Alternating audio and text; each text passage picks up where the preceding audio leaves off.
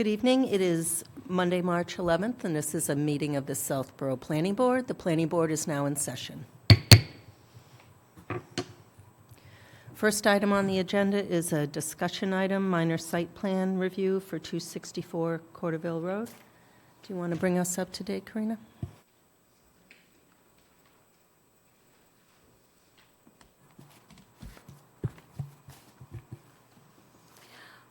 Okay, if you recall at the February 12th meeting for minor site plan application for 264 Corderville Road, can you hear me? Oh, okay. We had reviewed the conditions of the draft decision and made some discussions, and at that time, the meeting was continued, after which Peter Bemis supplied a revised submission number 3 with some options, one being that instead of a fence along Woodland Road, there'd be red cedar trees at a higher density along that portion where the access driveway to Woodland would be closing. And then there were still several concerns from abutters, and the planning board had some concerns about the activity at the site. And we were continued to this evening because there was a question about deliveries to the site during business hours, and that they weren't supposed to be happening according to the draft decision unless the business was during operating hours. And then there was a question of, well, if someone delivers at night or has an accident at night and they need to deliver to the site. So Mr. Bemis was going to go back to the owner to discuss that with him. In the interim, I just want to point out that we received several emails from Nancy Falcone, 257 Corderville, identifying some concerns related to what was going on at the site. We also received email from Laura Engel at 198 Woodland on March 7th, also describing some concerns they had.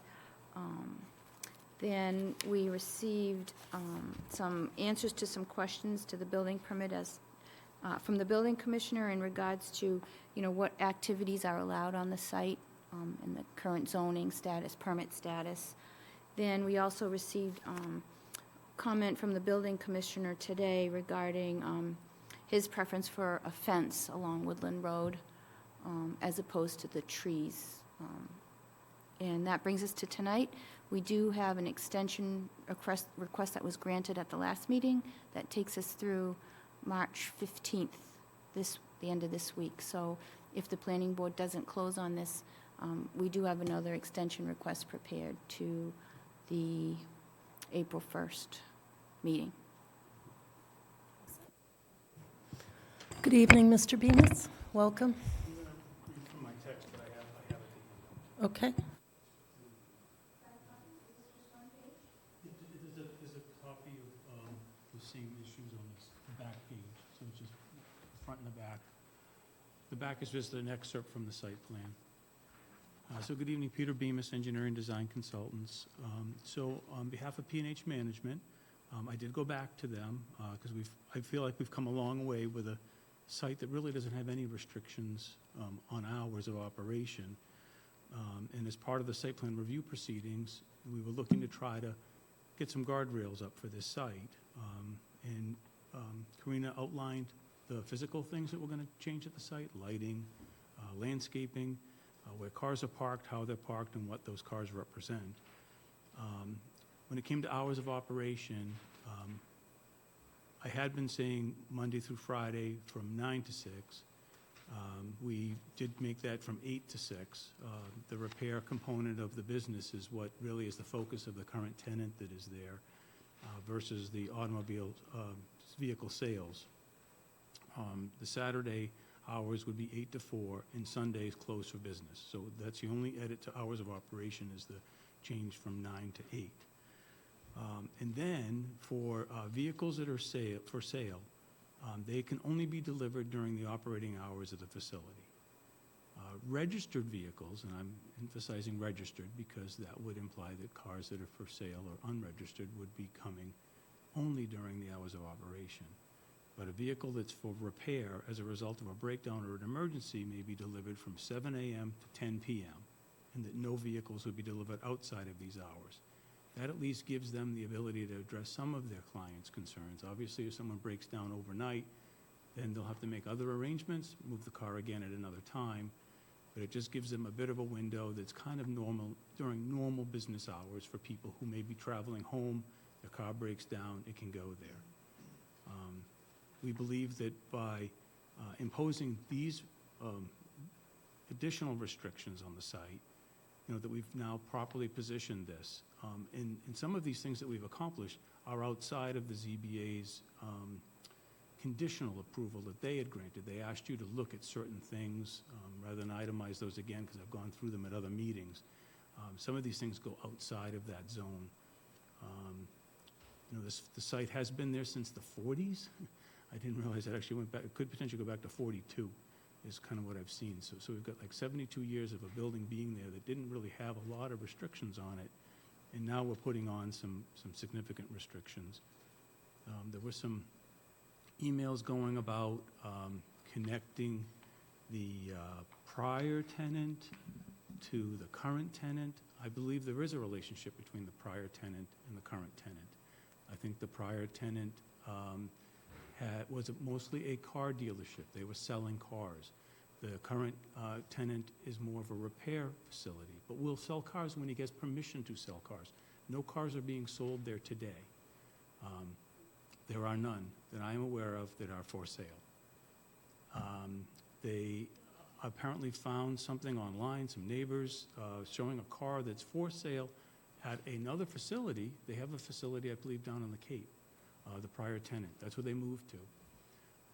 Unfortunately, because again, I think their concern was that they didn't believe the select board was going to give them the ability to segue into this period with the planning board.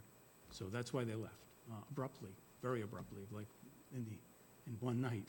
They were there one day and they were gone that night. So unfortunately, the owner then had to find someone else to occupy the building. And it ended up being someone who had some affiliation with the prior tenant. And that's really all it is that there's a relationship between the two. And I believe he does the repair work for the cars that the previous tenant was selling. And he's repairing those cars at the site, and apparently not all the cars there are from that other tenant, but there are some. I will acknowledge that there are some. So with that said, I believe we've got a complete site plan before you. We have established hours of operation, and we're restricting the time periods with which cars can be delivered either for sale or for repair. And I hope that we've got this positioned properly so you can approve it. Thank you. So Peter, you're contending there's no sales happening there now? There's no license. They're not a licensed dealership. I certainly understand that. But So I drove by there today, and there are cars there with Carfax authorized dealer stickers on them. One of them has sold written across the windshield. Came here with those stickers on it from the other site. That's what I'm saying to you. There's a relationship between the two of them, but there's nothing actively bringing a customer there to purchase a vehicle. I don't think anybody's walking around there looking at cars. They happen to be parked on site because they're there to be repaired. So that's why I'm saying we're kind of caught in between this condition where we've got a site that exists. It's been there for 72 years, operating in some form of maybe not car sales, or maybe they did sell cars back in the day. I don't know. But clearly in the 80s, there were 2 cars available for sale, because I think that the ZBA permit did go back and memorialize that. In 2015, there was an effort to clean up that site. A site plan was approved. The select board at that time granted an approval. Whether they should have or they shouldn't have, they did. They gave them a license to sell 8 automobiles there. So there's been an operation going on, at least consistently selling cars and repairing cars since the 80s, for sure. Prior to that, there was definitely a gas station there, because there used to be fuel tanks there. So it's a business that has evolved, predates zoning, and we're trying to put some restrictions on that site that don't exist today. And I think they're good restrictions, and they're within a reasonable set of parameters that a business can operate under. The select board could grant a license for sale of cars. The zoning board already saw the wisdom in trying to bring a site more into compliance and put the conditions on us to come to you, and you folks have then come forward and pushed back when you could on these things, to the extent we could agree to them. Would I like to pick the building up and put it someplace else? Sure, it would be great, but unfortunately it's there, and we're trying to make good with what I think is somewhat of a bad situation, because it's not really an ideal fit, but this is a much better fit than's been there. I used to live up the street, so I went by it every single day. Now I just drive by it to get to work, but it was very much an integral part of where my backyard was, and I used to go there to get my car repaired and get gas. I mean, I've been here that long, so it's a different site. It's gone through peaks and valleys with its use. There happens to be probably what some of the neighbors might see as a peak period now, because there's a lot of cars there. But the guy's repairing them. That's his business. So I have been not told that anything illegal has gone on there by selling a car, because they don't have a license to do so. So I've had no reports of that, and I don't think anyone can connect dots and say that because there's a Carfax on it or there's a sold sign on it, that somehow that happened at that site. The car came there to be fixed. The car will leave there to go to a site to be sold. That's it. So you're saying a car is sold and then brought there to be fixed? I believe a car has been sold, if there's a sticker on it that says sold, or the car was purchased by the other dealership to be sold again, but it needs to be repaired. That's all I'm just saying to you, is that there's no car sales happening at that site today. Yeah. We're not approved to do so. I understand that. I'm just not confident that there seems to be any adherence to any rules. But there, I get it, but there isn't any rule to be followed at the moment. It's a repair, it's a car, it's an automobile, it's a former gas station that's been a repair facility, and it's in continuous operation, and it's doing that. That's what they're doing there, nothing more. They happen to have some cars with some stickers in the windows. I'm sorry. Mr. Stein.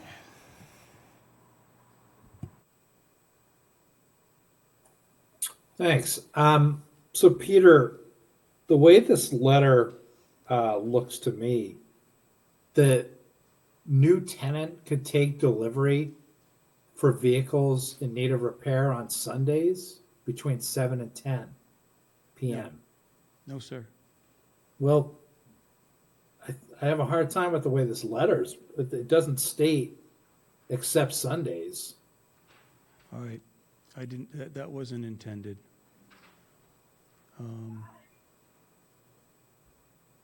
That wasn't intended. They're closed for business on Sundays. So I can pull that down. If that was your only concern, I can pull that down. That was not intended. I think ultimately in the order of conditions, we're going to word it. I mean, Karina, correct me if I'm wrong, but the way we word it in the order of the conditions is what matters, right? Yes. It Well, will it's be gonna give them more specifically or less a site written. plan too. I mean, whatever that, your decision and our site plan need to say the same thing. But I do see that it doesn't reference, it just says, emergency, registered vehicles for repair as a result of breakdown or emergency may be delivered 7 a.m. to 10 p.m. No vehicle deliveries outside of these hours are permitted. It doesn't reference what these hours are. It doesn't say that that's excluding Sunday. Is this Monday to Friday? Is it Monday to Saturday? I think Right. that's what Jesse's saying. Yeah, the intent Yeah. was that it was the Monday through Saturday. That they're closed on Sundays. Well, I mean, this, again, I understand that right now the restrictions aren't in place. The reason the abutters concerns are important to me is it suggests that the behavior will continue after we've gone through this process. So, in spite of whatever restrictions we apply. So that's why we're being really, meticulous in terms of the order of conditions. And Yeah, I wouldn't disagree. of course, we do have, I know this is true of the major site plan, but Karina, on a minor site plan, if we find that the agreements are being breached within 1 year, this can be brought back before us for review. Am I correct? I think that you can put any condition in that you want within reason. So say. No, I know, but if we get complaints from the neighbors that these conditions are not being adhered to over the next few months, this will be brought back before us, if I'm not mistaken. If it's required, yeah, it would have to go in the conditions, but also, I think with code enforcement, our code enforcement officer would need to step in, as well, but you could condition, I think you could condition, I'd have to check it with town council, but that you can say, if there are such and such complaints, you can revisit it. We do that with lighting. So if the planning board has a right to revisit from 1 year construction is completed, or the site plan approval conditions are met, they have a year to review, and if not, you could be asked to come back in. I would Okay, say this thank is no you. different as any decision that you make. It's enforceable through your zoning enforcement officer. Yeah, the difference is that it's not tied to a certificate of occupancy directly through a site plan. It's more exterior site work, so there's an existing certificate of occupancy.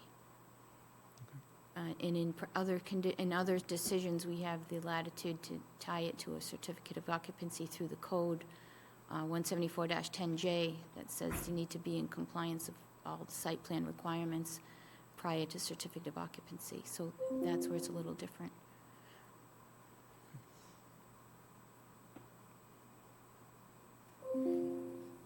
Anything else, Mr. Stein? That's it. Thank you. Thank you. Ms. Houlihan? Yep. Thank you, Mr. Bemis. Again, I just echo my fellow board members, just we don't have the enforcement per se on what the occupancy and what they're allowed to do, but it is very frustrating to see the abutters send notes in that make it appear like they're selling cars, and I understand what you're saying. It's just, it puts us in a difficult predicament. Relative to my questions, I think the letter makes sense. I think the two things that Mr. Burlingame brought up were the screen. So I know we discussed last time the trees, and he's saying the trees probably would not be sufficient, and that we should probably go back to the fence. I'm supportive either way but I think we have to make a decision for that. The second is that his concern that our bylaw really doesn't have any teeth for code.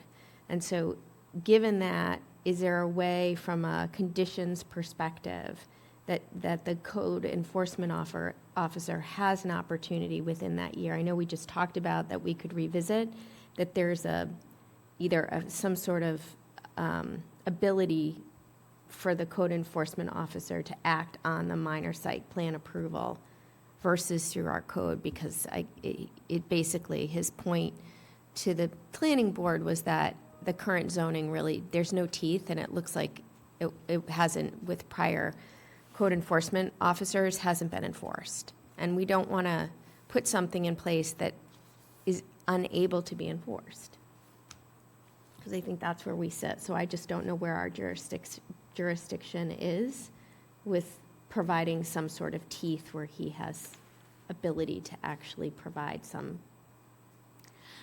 So I think at one of the prior meetings, there was discussion about tying it to the car sales license, the Class 2 license that the Select Board would be issuing for them to sell cars.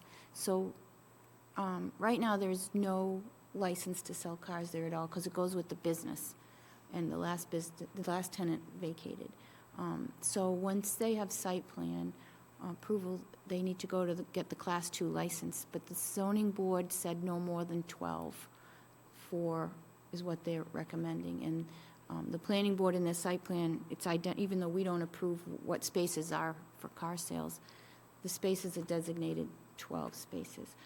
But I think that perhaps you could tie it to that and we'd have to check with town council. If they don't do X, Y, Z, or if X, Y, Z happens, then they lose and you can't tell another board what to do, but perhaps they need to revisit their class 2.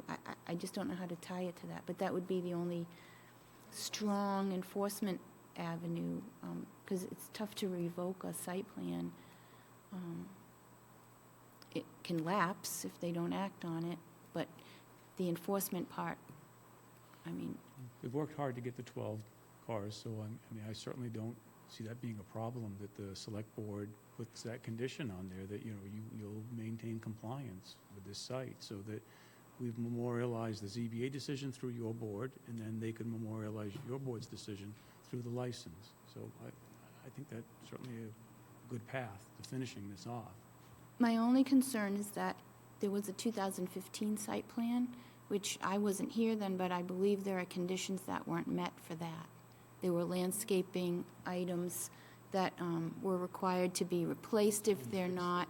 Yeah, but this plan fixes it. I know, but that's like kicking, I'm just saying that the intent is that that site plan was supposed to be completed. And we've run into this with other applicants where it gets kicked down the road and then they want to handle it all at once without. So that's another consideration that, what is the history and how has the site owner performed in meeting the obligations of the permit that he did have already. So it's a tricky one. We can condition it as best as we can. I guess as long as we condition for the site plan and we put forward a recommendation to the select board to at least consider memorializing our conditions through the license of the sales. Obviously, it doesn't necessarily have teeth unless they condition the Class 2 license, but we can at least put recommendation into them and just enforce what we can through our 1 year. Yeah, it's also difficult to condition, like if you said, you give them the planning board has 1 year to ask the applicant, the owner, to come back based on what? If you say, if there were other complaints, likely there will be more complaints, and it will trigger that, and then we'll just be in the same boat.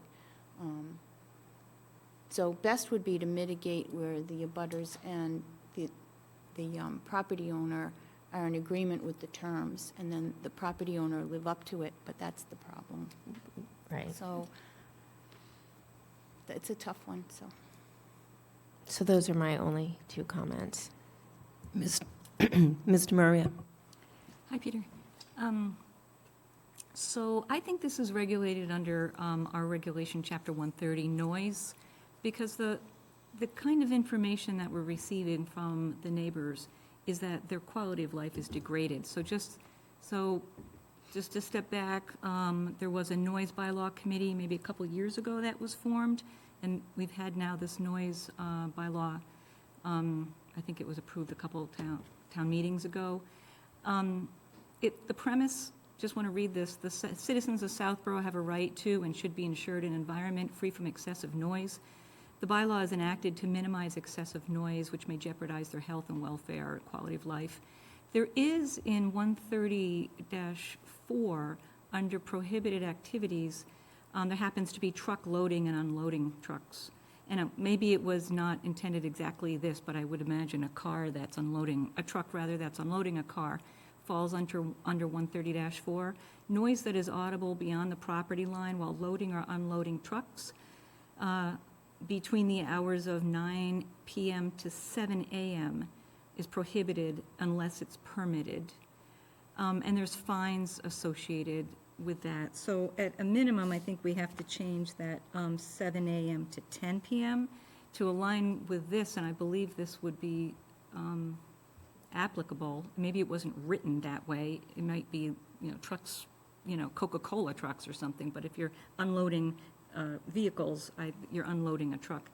And so I think we at least have to make that 7 to 9 p.m. And I do agree also that those hours need to be, is it Monday through, what are the hours Monday through Friday? What is it? 8 to 6, but the deliveries would be until 9 p.m. If we change it to 9, Okay, and then Saturday is 8 to 4, but deliveries till 9 p.m., and starting up again 7 a.m. and then nothing on. So I think we have to at least align, I mean, all of our decisions say that the plan has to be in accordance with our applicable laws and regulations, and so it says 9 to 7, or 9 p.m. to 7 a.m.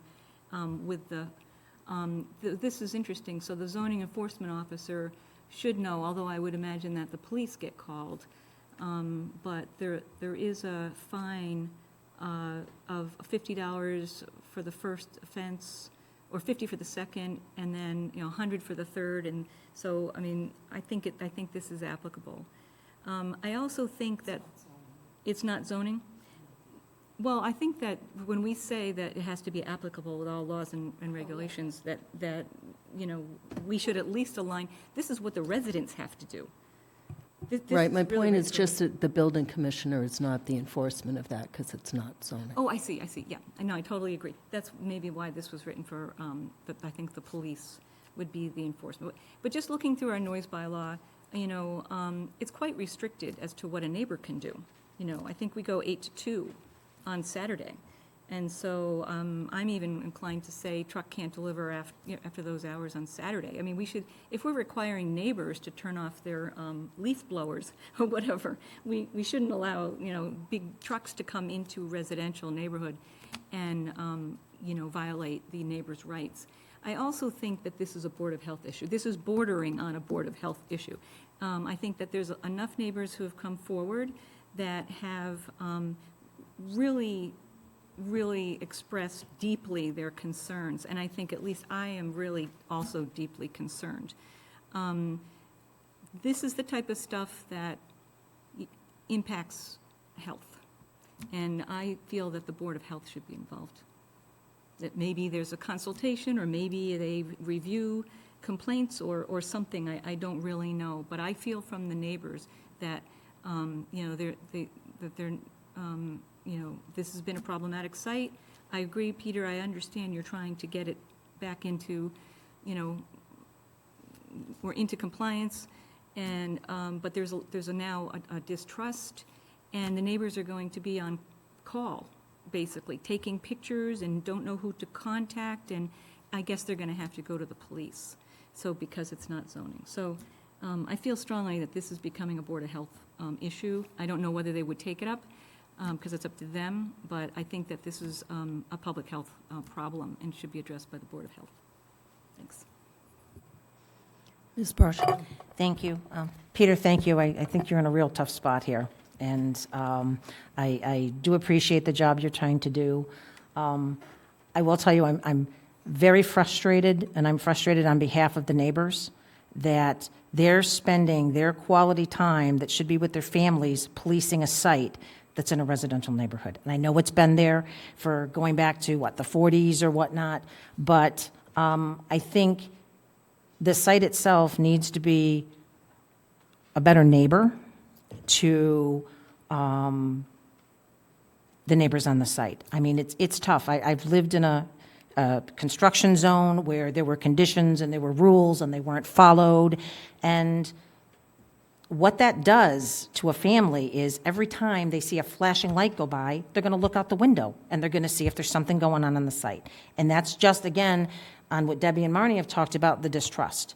It's about having a business in a residential neighborhood. I know it's on 85.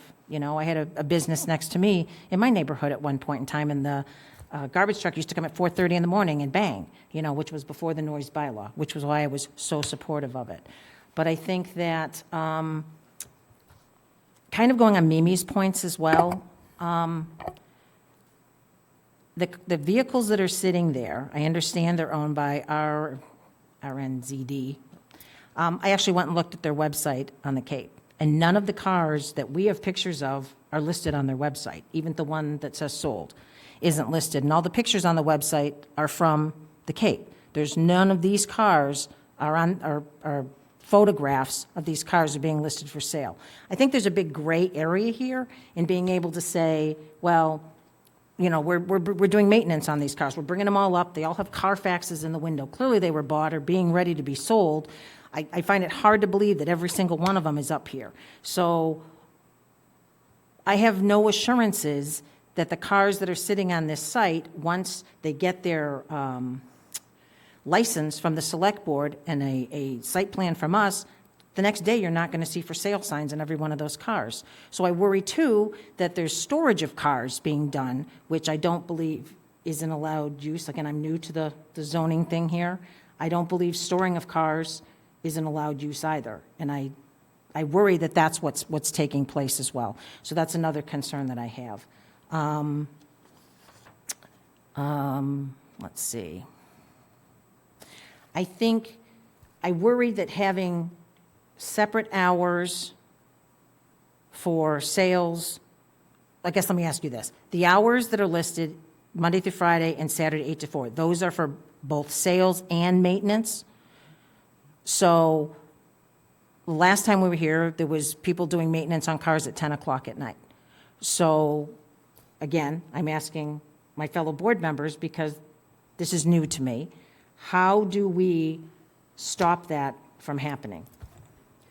Well, according to the building commissioner, the site plan is for the site. So if we condition hours of business, those are the hours of business for the site.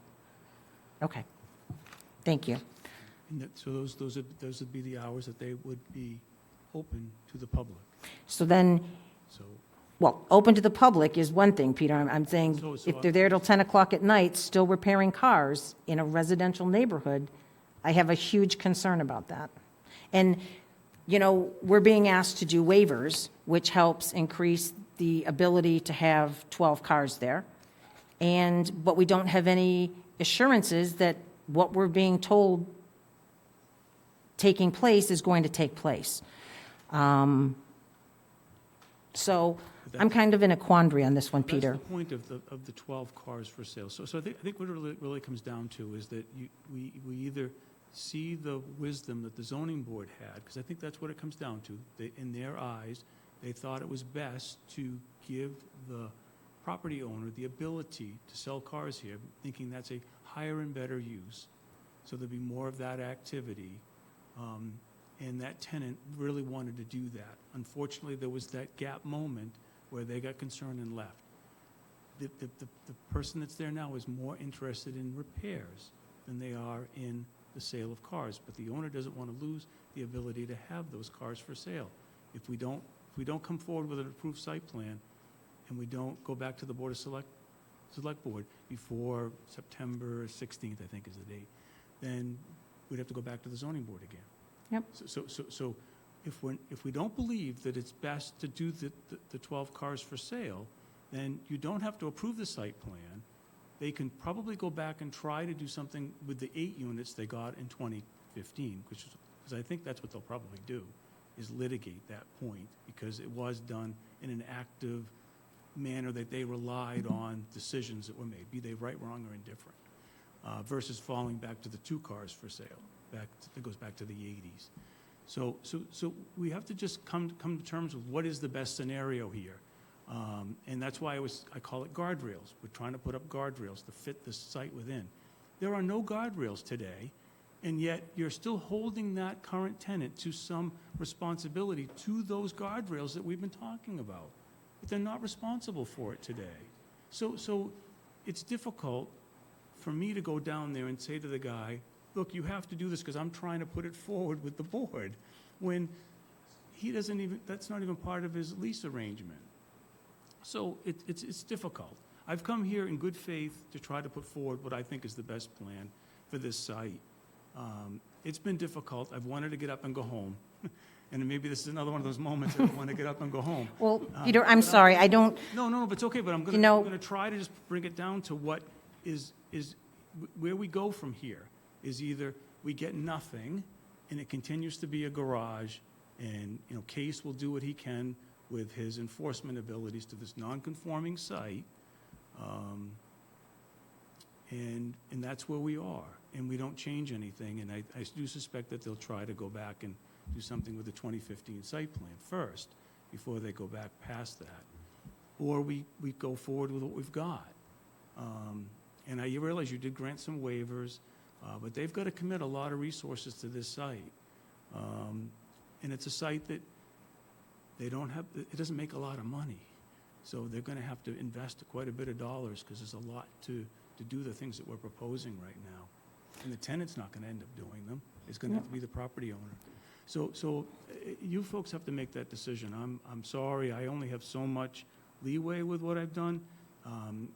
Deb's point about the hours, that noise ordinance, I certainly wasn't trying to skirt anything.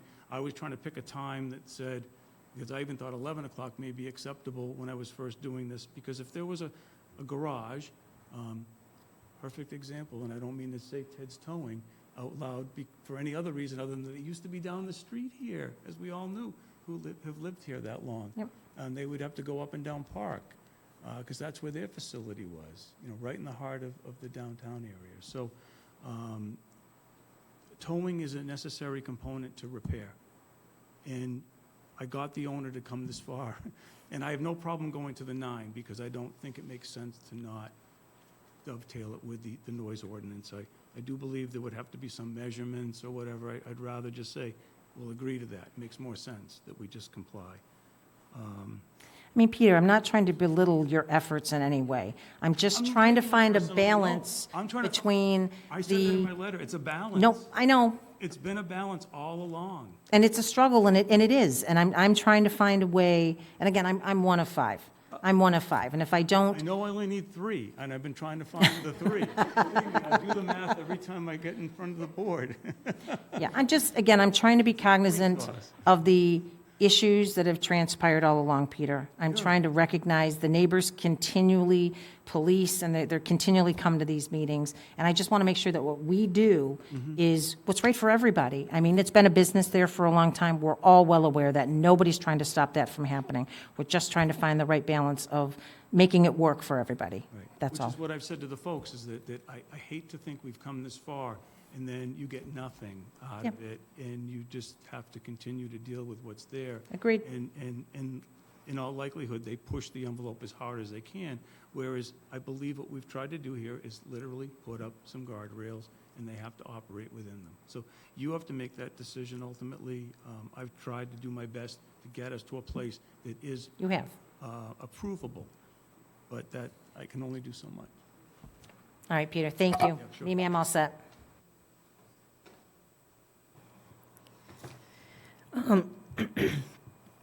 So the original conditions were Monday through Friday, 9 to 6. And so we're 8 to 6? I'm just the guy they're there earlier, and I know you, so I was viewing it that the business is open to the public during these hours, and if you're gonna say that no one can open that door until, 8 a.m., because what they do behind that closed door, if you do that to every business in Southborough, they'll have no more businesses in Southborough. No one will come to town if they can't go in their building until the time they're supposed to open. Oh, I'm sorry, I tried to stop my watch, it's my grandson. I'm trying to FaceTime. Oh, sure. Try and soften us up with a cute kid on the watch. Okay, she went away. I was trying to stop my watch. Yeah, you'll do anything, Peter. No, I get it. I don't need any sympathy vote here. So if that's indeed what would happen with this, I'm concerned. Because, I suspect that his employees will get there earlier than that. They'll be behind that closed door, and what they do behind the closed door, I don't think should be a concern. But that the public cannot go there. These are the public operating hours. That's when you can go in and conduct business. If they stayed after those hours, they shouldn't be making any noise that would interfere with the neighborhood either. So let me just, But that's so I understand. Are you saying that the difference between the hours that we had in our conditions and these hours, is that what was in the conditions were the hours of business being conducted, and these are the hours that anyone will be on the property? No, I'm saying to you that I heard that this evening. What I'm getting at is that the car sales, they gave me those hours. When I started this, RNZD was the applicant, or Yeah. was the tenant. And they had told me, you know, that their families, they were gonna start their business day, they were gonna end their business day. That's where those hours came from. When that tenant left, I had said to them today, I said, look, we have to decide what you're gonna do about these hours. Because, you know, this has to fit better with what the tenant is using that you have there today. So he just said, no, 8 o'clock was fine in the morning, so I made Monday through Friday, 8 to start, the 6 stayed the same. Saturday, I kept the closed date at the time, but the 8 o'clock was changed on that date. We kept Sundays closed, and then the only thing I added was the deliveries, to be more specific. Because the car repair business, it is not a car that's for sale because it will be a registered vehicle. Registered vehicles aren't going to be for sale. So that's why that language. But they're unregistered vehicles that are there on the lot now. No, I know that. Right, because it's a repair facility, and that's what he's doing. Yeah. So the other thing is that the building commissioner said that it would be impossible to enforce this emergency car-only deliveries. So either you go by the hours of operation or you allow deliveries at any time. There's no way to differentiate. Right, and what I'm trying to do is again, put up a guardrail and have some enforcement ability and basically have the owner be responsible. So if they're getting deliveries every single day, how do you justify that? I was trying to give the board a mechanism to be able to enforce this, or the zoning enforcement officer, giving him a mechanism, because you can't have breakdowns every single day. You wouldn't be able to justify it. Not in sleepy Southborough, you know, maybe you can if you're closer to the city, but not here. It seems like a reasonable way to look at this. So I hate to, again, throw out the bathwater and then the baby's still sitting in it, so to speak. Yeah, so I'm not comfortable with the emergency I don't know how to delivery for, change it. I would just remove it. And maybe put a condition if, you know, there are no complaints for 6 months after, maybe we can put that back in, and I'm one of 5. But the building commissioner was very specific that was unenforceable. And we have to give him some, You put so many restrictions on this, and I'm back to the same place, which is that we have a site plan that doesn't work, and then we don't get anything done. So I'm just concerned that right now they could deliver vehicles at any hour, and you're backing them down, and we've heard complaints about when they have delivered vehicles, and I don't think. If we tie it back to the noise ordinance, then I think we've covered ourselves. Whereas from your perspective, you're not giving me that option at all, and I'm trying to restrict what vehicles can be delivered at what time. It will not be vehicles for sale. There will be vehicles that are emergencies and breakdowns, which then implies it should be less frequent, and it can be done during the hours that's in the noise ordinance. That's what I think I can agree to, and if you don't go there, then I don't have any latitude to make a decision for the owner that could diminish his property value. I think I'd like to hear from the abutters. Can I just add one thing? Sure. So I noticed maybe there should be a condition, the number of cars allowed on site. Because one of the other things is they do park in the spaces there, but then there's also parking in the lane and then parking where the gas tanks, the gas dispensers used to be. So you're having not only your regular parking that was from the 2015, but they're parking beyond those spaces. And I worry that, and this is just my opinion, that it would be exasperated, is that the right word? Whatever, it would be even more if they close off Woodland, because now you have a dead end there and cars would tend to stack up or whatever if they have such good business you know, where could they put the cars? And then the other thing I thought is why wouldn't it be feasible to put fencing, the white vinyl 6-foot tall fence along where the red cedars are proposed, and then also along Corderville, that would close up the driveway and allow you to have an entrance and an exit on Corderville. And just my opinion, just food for thought, that additional fencing would do a lot to shield lighting in both directions. It would constrain the site a little bit. They would have to move slower, and you'd have to ensure that there's access between the fence and the front of the building, and turning ability into the spaces. But if you closed up the driveway, which right now is open on Corderville, it's one long driveway opening, contain that, and then, you know, a fence that doesn't look what abutters have expressed as could look like a junkyard later if it's wood and not maintained. That's just my food for thought. So there was a question on conditioning the number of cars allowed on site, not just the parking There's spaces. 19 spaces on site, so Yeah. that's what would be allowed. And then as far as a fence along Woodland Road, though, that we've suggested that we could do that. I gave you that option. Right, I wanted right. it to be something more robust than the white fence because I'm concerned that it probably would break, particularly in the wintertime with snow removal efforts by the town, not anyone else. It wouldn't be us, it would be the town. And I just say white vinyl fence, because the abutters had indicated in their emails they were concerned with that wood fence and what it looked like. But again, it's just my opinion. Right. And then as far as putting a fence on Corderville, though, that there's no ability to do that. There's only so much width, so you don't have the ability to pass vehicles. We said that. I think it's exactly like 20 feet, it's that. Yeah, unless you reduce the number of parking spaces. Right, I think that's another avenue, that if there were less parking spaces on site, not super amenable to the property owner, but that would be another way to gain room on site, is to reduce what you're putting on the site. Just an idea.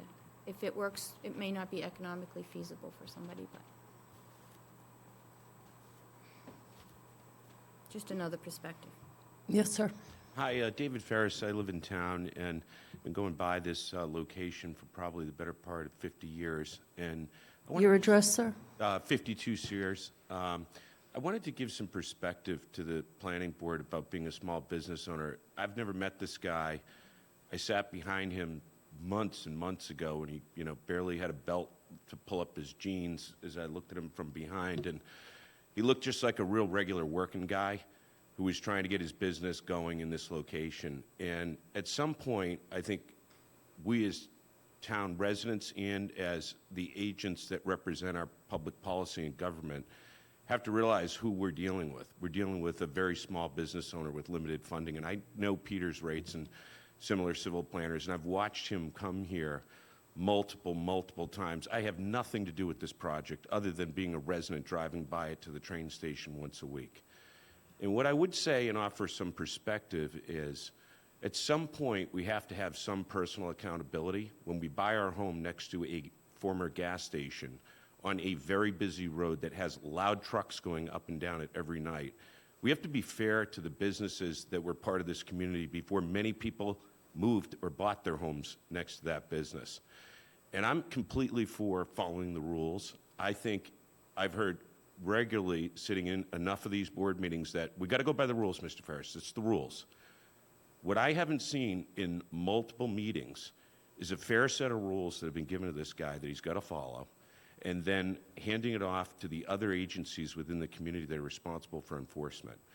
And I think if you reverse this and you think about being a small business owner and the costs that are involved that this guy's going to take on to change his site to make it a little more conforming from a 40, 50, 60-year-old business in town, at some point you have to say to these neighbors, you've got to grow a backbone and say, guys, you bought next to this location. You didn't buy in Deerfoot Road. You didn't buy in Schuyler.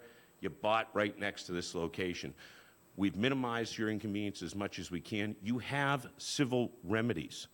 I think a planning board's job and role holistically is to figure out big things that change our community, like the MBTA stuff. And I think if you roll back the tape and you think about 2 meetings ago when I said, Stress testing, that's a really good idea because what? We don't listen to civil planners. I'm trying to give the same big picture advice here, which is I feel like the resident sitting in a schoolyard watching people beat up on a small working class guy.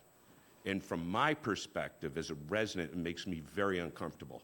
I feel very strongly that Mr. Bemis charges an hourly rate. If anyone on this board were paying it, they would expect and demand of town government a fair set of rules that the guy could operate his business.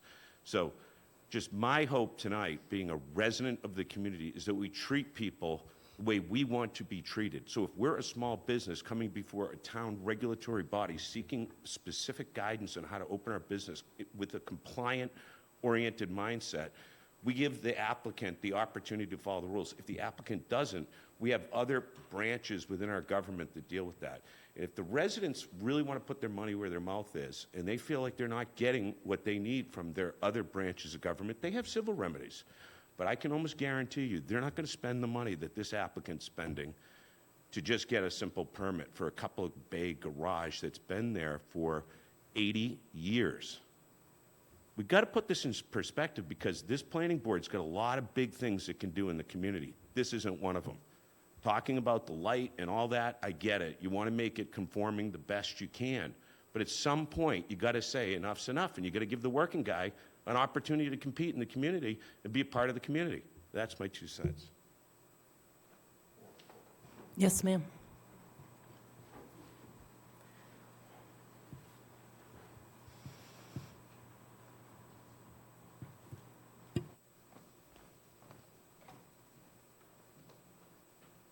Hi, I'm Linda Sloan. I live behind the gas station there, and I bought my house 37 years ago, and I... What's your address, Ms. Sloan? What? Your address? 200 Woodland Road. Thank you. And I knew there was a business there, and I didn't mind it, and I still don't mind them having a business there. The problem is, the last business, RZND, in this business, does not follow the rules and regulations that you give them. The last meeting we had here 2 weeks ago, they were still open after hours till 10, 10:30 at night, 8, 8:30. They do not close, and that's my biggest complaint, is about their hours of operation following the rules and regulations. I do not mind a business there at all.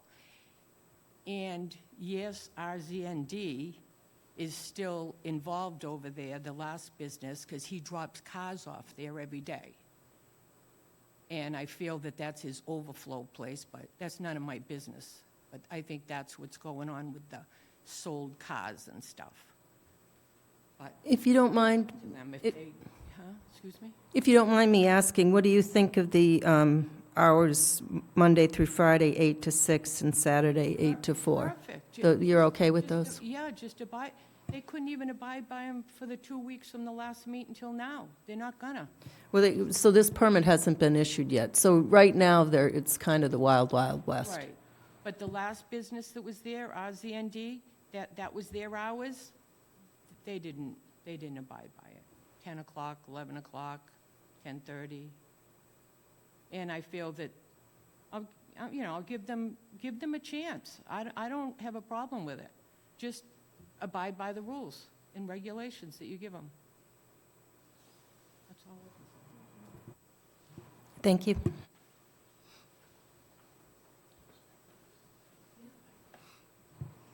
Hi, Hello. Laura Engelvon, 198 Woodland Road. I would say I agree with Linda. I mean, I think the hours need to be reasonable. What I'm concerned about is hearing Mr. Bemis talk about open for business, meaning servicing customers, versus being at the property in general. The other night, they were there servicing vehicles until 10:30 at night. Maybe no customers were there, maybe customers were there, who knows? I don't think it's reasonable for us to expect that a business operating in the middle of a residential neighborhood would be there at 2 o'clock in the morning repairing vehicles. Just because they don't have customers there doesn't mean it's not affecting us or impacting us.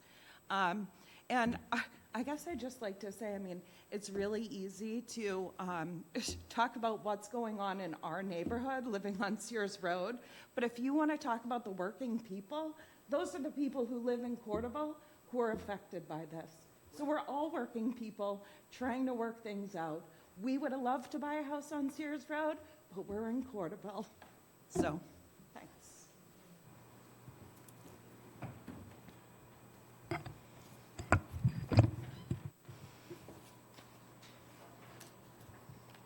Just a caveat, I think that, wasn't there conditioning on the, when the lights can be on? Right? Were there hours restricted to the lights being on? Half an hour. We should just check that. It was a half an hour after. Yeah, half hour after close. And then there's the motion detector. Okay, so it was based on the close, when the business is open or not? Okay, I just wanted to remind you.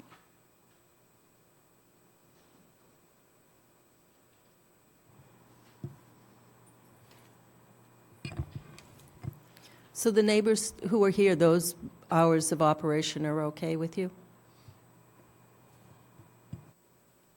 So we have two things to decide: fence, trees, and the emergency vehicle drop-off.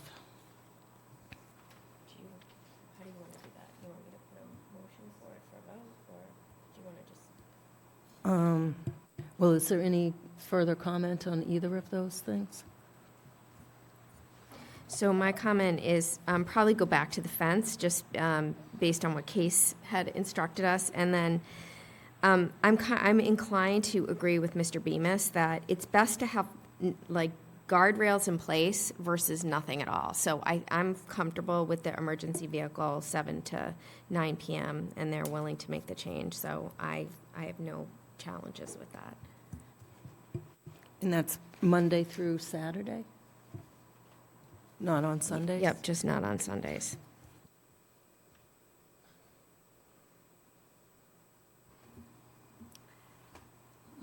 I'm happy with that too, but I really feel strongly that we should put some language in there that if it becomes a nuisance, that it goes over to the Board of Health. So maybe a certain number of police complaints or something like that, because to what Mr. Ferris is saying, we don't have enforcement on this because the issues that we discussed. So the neighbors won't have any recourse but to go to the police.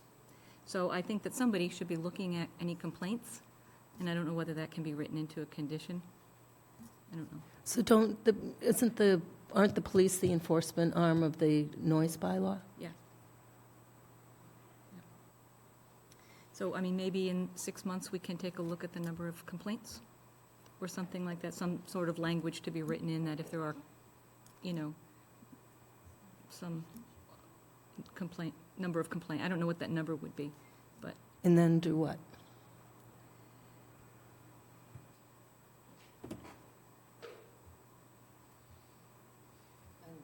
I'm asking. Then maybe it gets referred to the Board of Health because they have other powers. So I understand the concern, but I don't think that's within our jurisdiction, either monitoring the complaints or suggesting Board of Health involved in a minor site plan application. So I just don't see that that's our purview. Okay, I thought that we had just clarification that any condition can be put on this as if it was a major site plan. So it's not limited by the fact that it's minor. Is that correct?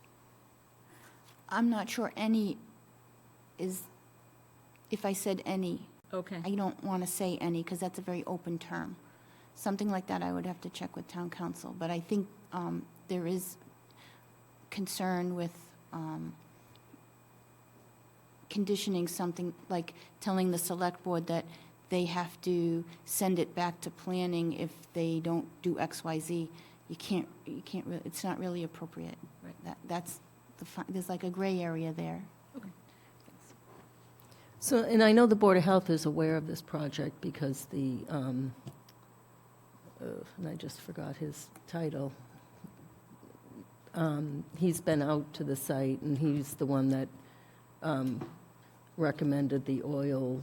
Oh, Dennis Costello is Yeah. the Board of Health. So they have, the plans did go to the Board of Health, and they have commented. Ms. Braccio? So, hours of operation, just so I'm clear and the neighbors are clear while they're here. What exactly does that mean? Does that mean at 10 o'clock at night, there's going to be people still there working with lights on? Or does hour of operations mean as close to 6 o'clock as possible, they're done for the day, and they call it a day? And I think the difference for me on this site is you've got the oldest part of town, and you've got homes directly across the street that are like right on the street. That's just the way that Corderville was built. So I don't want to go to bed and have lights still on, flashing potentially in my window. So I just want to be clear before I support this, that the hour of operations are the hour of operations, that at 2 o'clock in the morning or 10:30 at night, there's not going to be people still there working in the bays and the cars coming in and out and the doors going up and down. I mean, I'm fine with these hours of operations, but I just want to be clear, if someone on the board can clarify for me, your interpretation of hours of operation. Is it 10 o'clock at night, or is it as close to 6 o'clock? Because there's always things that happen, you're in the middle of something. Now it's 6:30, but you got to finish up, and you do, and that's fine. And I think the neighbors are amenable to that, but I would not expect to see 10 o'clock at night repeatedly happening. Okay. The drop-off 7 to 9, I'm fine with that as well. So can you clarify hours of operation? So again, I didn't see cars moving on the site. Thought that if a car was inside the garage and the garage door was closed and they needed to finish something, they could stay later, but they shouldn't be there at 10 at night. I'm not going to justify that. Okay. But I could see them going past this, and that's why I didn't really want to go 8 a.m. to 8 p.m., for example, just to cover those time periods. And understand that when I put the hours down the first time, it was because the car dealership, that was going to be the time that they would be open for business to have a customer come in to purchase a car. The repair side of it's a little different. In a way, again, I don't want a customer to come there. They can't. That's what the hours of operation are restricted to do, or are intended to restrict their ability to come and go. But if the garage is shut and they're inside and they're wrapping something up, I just don't see where that's going to be a burden on the neighborhood. As long as they're not making it a loud. Well, noise, yeah. Right. No, as long as they're not making any noise. I think the noise would kick in at 9 o'clock, though. So I'm not even suggesting they should be there at 9 o'clock either. So that's all I'm saying, is that there should be, I don't want to have sat here and someone say, Peter Bemis said they wouldn't be in that building after that time. We're That doesn't work coming for you, Peter. Right, but that doesn't work for me. I'm not going to stick my neck out like that, because I know in my business, I like to go home at 6. I'm sometimes there at 10, sometimes back at 4 in the morning. And if someone was to prevent me from going to my office, and I'm in a non-conforming, I'm a pre-existing non-conforming site as well, that would be a real total burden. So I'm trying to be rational with how I've approached this whole site. And I really have tried very hard to put up those serious steel guardrails here. They are real. And I keep having to remind the neighbors, they don't exist today. And so they haven't violated anything. They may have done some things that don't look good. It hasn't made my life easy here. But at the same time, they haven't done anything wrong yet. I don't believe they have intentionally done anything wrong yet. And I want to give them a chance, try to do it right. Okay.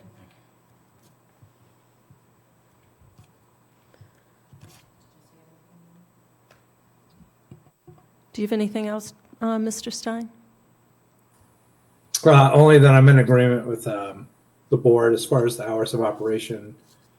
8 to 6 Monday to Friday, 8 to 4 on Saturdays, and emergency delivery of vehicles in need of repair. 7 a.m. to 9 p.m. Monday through Saturday. No business of any kind being conducted on Sundays. Thanks. In a fence instead of trees? No, I'm in agreement with the consensus on the board on that. Building commissioner. Go with the fence. Yeah. Thank you. Oh, so we're not going to do the cedars, you want to go with the fence? It's your call. Please just don't, it can't be vinyl. I'm just saying it's going to get damaged. I don't want to be responsible for the repair. The town wants to be responsible for the repair of the fence. I'm fine with that. I don't think you should burden the town, though, either. Because it's going to come from that side. You know what I'm saying? There won't be damage on our site side. It will be damage from the road side. Mimi, are there other trees that we could have put in there? I know the neighbors expressed an interest at our last meeting of not having a fence and preferring trees. Laura, do you want to come up and, do you mind, Mimi? If she just speaks to this for a second, would you mind, Laura? Again, I just want to make sure that before we close this out, that, you know, we understand your point of view as well, as far as fence versus trees. Yeah, I mean, we would prefer trees. I think Linda and I are both in agreement on that. We'd prefer trees. If it is a fence, I wouldn't want it to be a stockade fence. Obviously, a wood fence requires a lot of maintenance to make sure it stays in good condition. So if it was a fence, that's why we would prefer a vinyl fence. It will look nicer for much longer than a wood fence.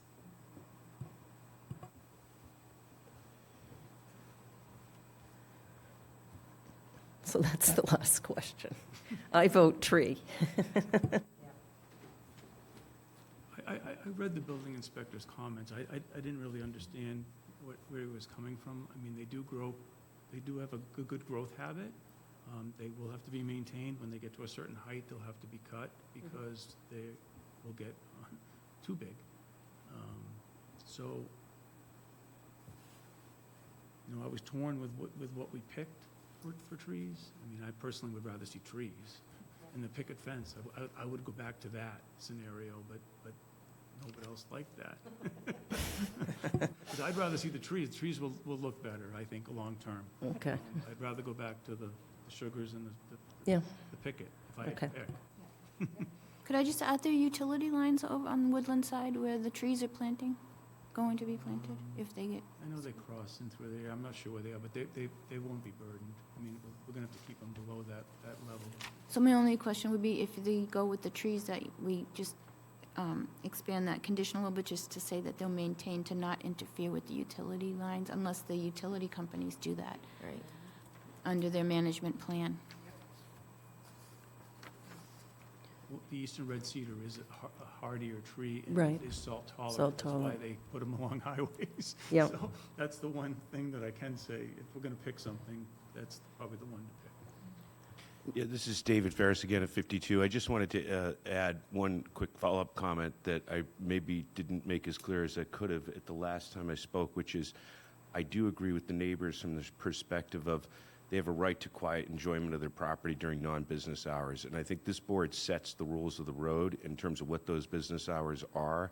And I think this board has plenty of connections and influence with the rest of the groups within the community that can be a solid enforcement tool. I would just add from listening to the last speaker that having built a lot of stuff and seen it over the years and the time and maintenance and whatnot, I think I would go a different direction than what's being discussed, which is I would do a hybrid. I would do like a vinyl fence that has some permanency to it, complemented with, on the neighbor's side at least, some nice arborvitaes or something that kind of breaks it up a little bit, only because, you know, these things on, you know, the last thing this place is going to probably be doing is watering trees on the weekends. And so eventually those, if they don't take root, or you're going to have upset neighbors again. And so getting some sort of, you know, for lack of a better term, permanency for the neighbors might alleviate a lot of concern. And I do think, you know, having a discussion with the applicant offline about the importance of following the rules in our community and making sure the applicant who's received this permit has a face-to-face with our enforcement officer, Casey, who I think is a really thoughtful guy, could go a long way to preventing a lot of very upset neighbors. And so I think as part of this potential approval, when and if it comes, that extra step might avoid a lot of very upset neighbors. Just my 2 cents. Thank you. Thank you. So I think that we can condition that the landscaping shall be maintained. And I think there is something already in there, and trees replaced if they die. There was a condition number 8, landscaping shall be in conformance with the landscaping plans as submitted by the applicant and approved by the applicant, except as otherwise provided in these, such landscaping shall be maintained, repaired, or replaced by the owner as needed to maintain compliance with such plans.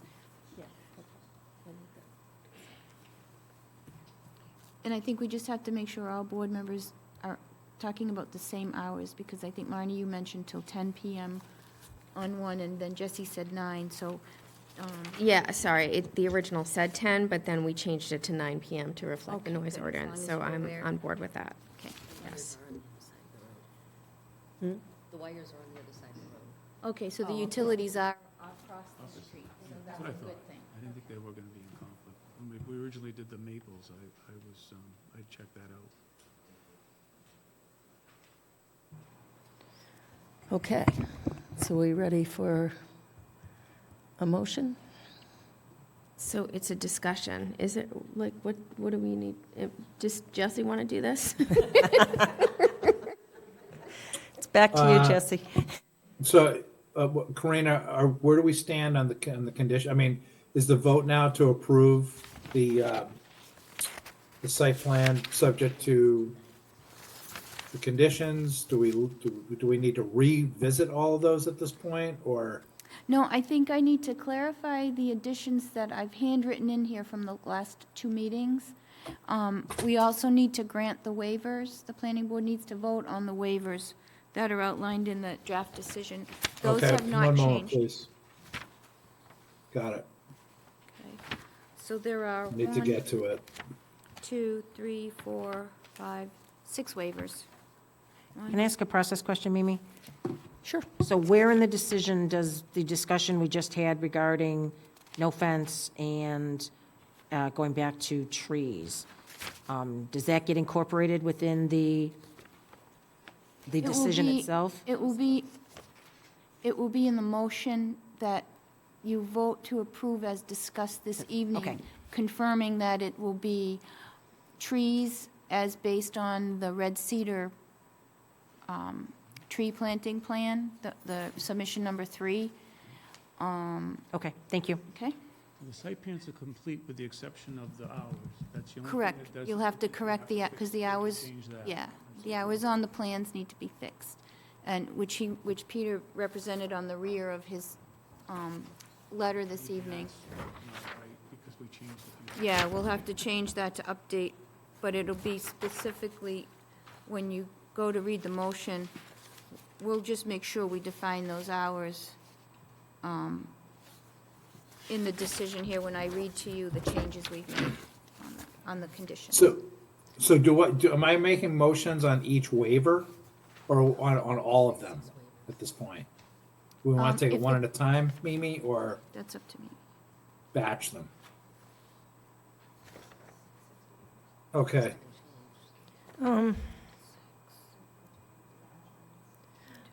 I think we can do them all at once as listed in the conditions. yep, so moved. Do I have a Second. second?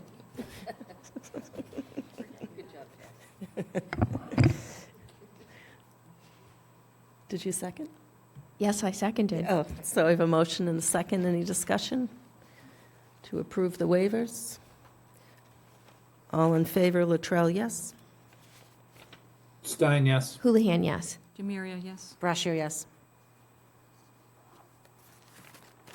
And, So are you going to read the additional Yes, conditions? I'd like the opportunity to get it on record so that we have it in the minutes.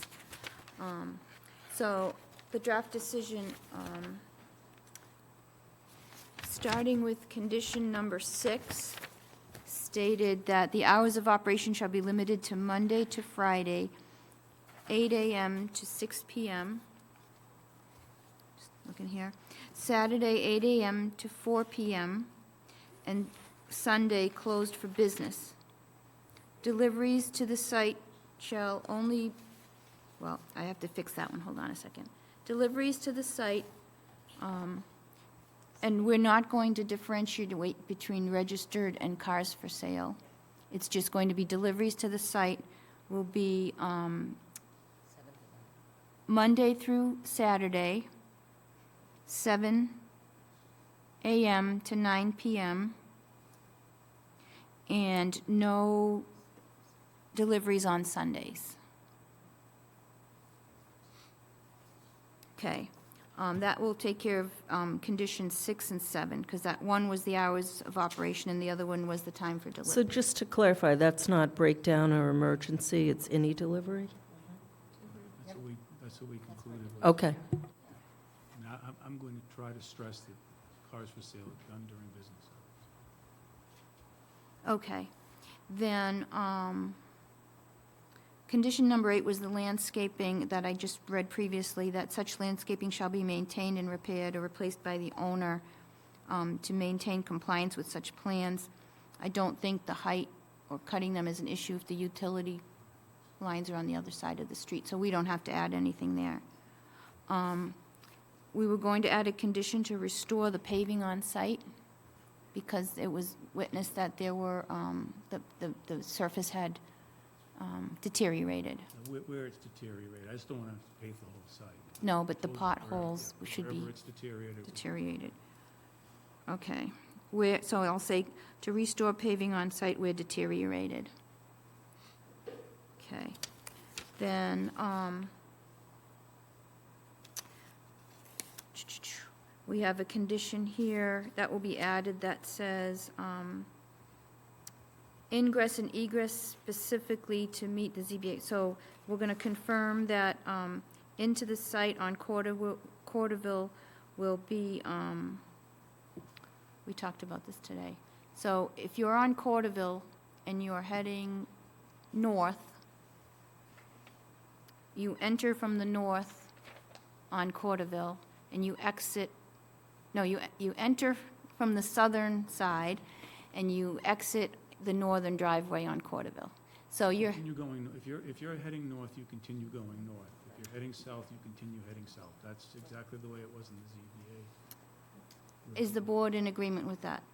So you don't turn on the street? There's no U-turn. All right, so if you head north, if you're heading north, you continue north. If you're heading south on Corderville, you continue south. You go in and out on Corderville in that direction. No discharge,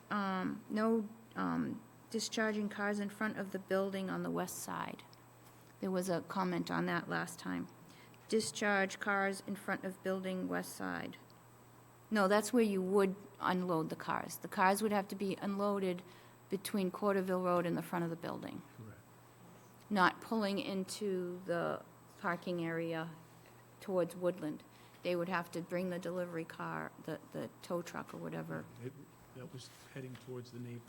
That was the whole Yeah. thing, was not having their headlights aiming at the neighbors. Okay, so, discharge car, so deliver the cars in front of the building on the west side, Correct. right? So you pull in, he unloads, and he pulls out. But he can't pull in and then offload into a space. They'll have to, like, push it over or whatever they do. Agreed. Okay. No balloons, streamers, or barriers, or banners on the parked vehicles for sale. No Agreed. additional signage there.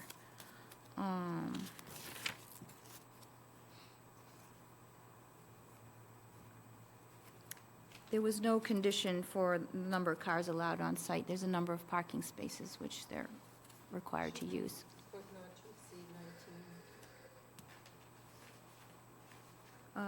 Yes, we could add that. So,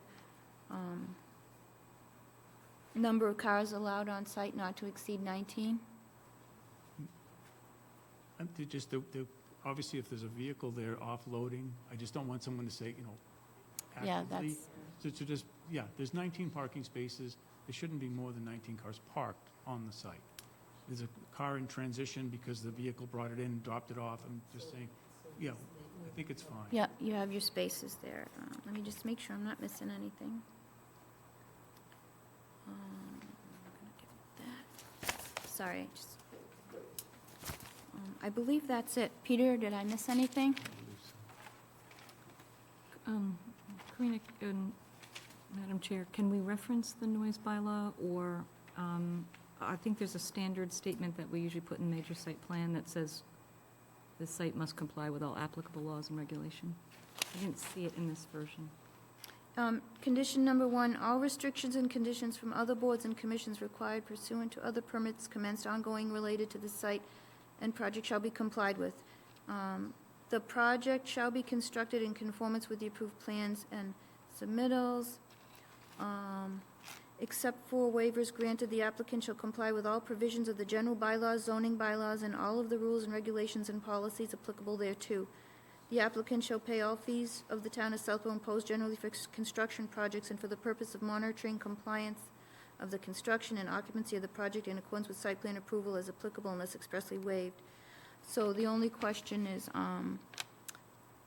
on this, and there won't, typically with this kind of site work, just as-built are required at the end. There is typically not been a requirement to have the engineering consultant on site during the planting of the trees in a minor site plan where the site changes are minimal. So if the board agrees with that, otherwise we'll have to add an inspection or two that they can anticipate having Fuss and O'Neill view the site, but I don't, these are all very visual. There's no drainage changes there. Yeah. Okay, just want to make sure that it's clear. Does that answer your question, Debbie? Okay.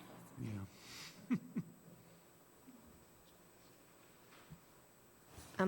Karina, you're amending the 212 draft, or was there a later draft? No, there's only been one draft. So that, condition 10, did we remove that, which was the vinyl panel fence? Thank you for bringing that up. It's in blue. It's hard to see here. So there was condition 10, the existing 6-foot-high white vinyl panel fence located on the north side of the property shall be repaired where there are missing panels. I think that should stay in. Oh, sorry, yeah. It may have already been repaired, but if it fails, they need to maintain that, which is understood in the approval because the fence is part of the site plan approval. So I'm not sure you could answer if it was repaired. I thought I I think looked. there's one panel still missing. Okay, so we'll leave that in there and make sure. Kind of goes along with the paving to be repaired. Okay.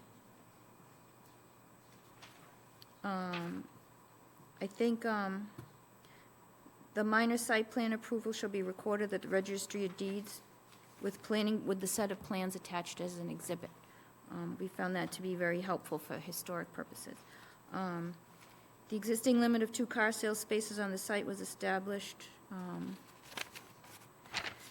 this is condition 16, by 1982 ZBA special permit. Site work must be completed and inspected by the town or the town's engineering consultant for compliance with the approved plans, and the site shall be in compliance with this decision of minor site plan and associated approved plans prior to operating or exercising any increase in car sales or use beyond the existing limit of 2 car sales spaces. So there, you no longer have 2 car sales spaces there right now because it's by a business. The business has to get the license, right? So that decision should say car sales spaces on the site. You strike the first sentence and it should say, site work must be completed and inspected by the town or the town's engineering consultant, which they would have to do for the as-built review, with the approved plans, and the site shall be in compliance with this decision of minor site plan approval and associated approved site plans prior to operating car sales.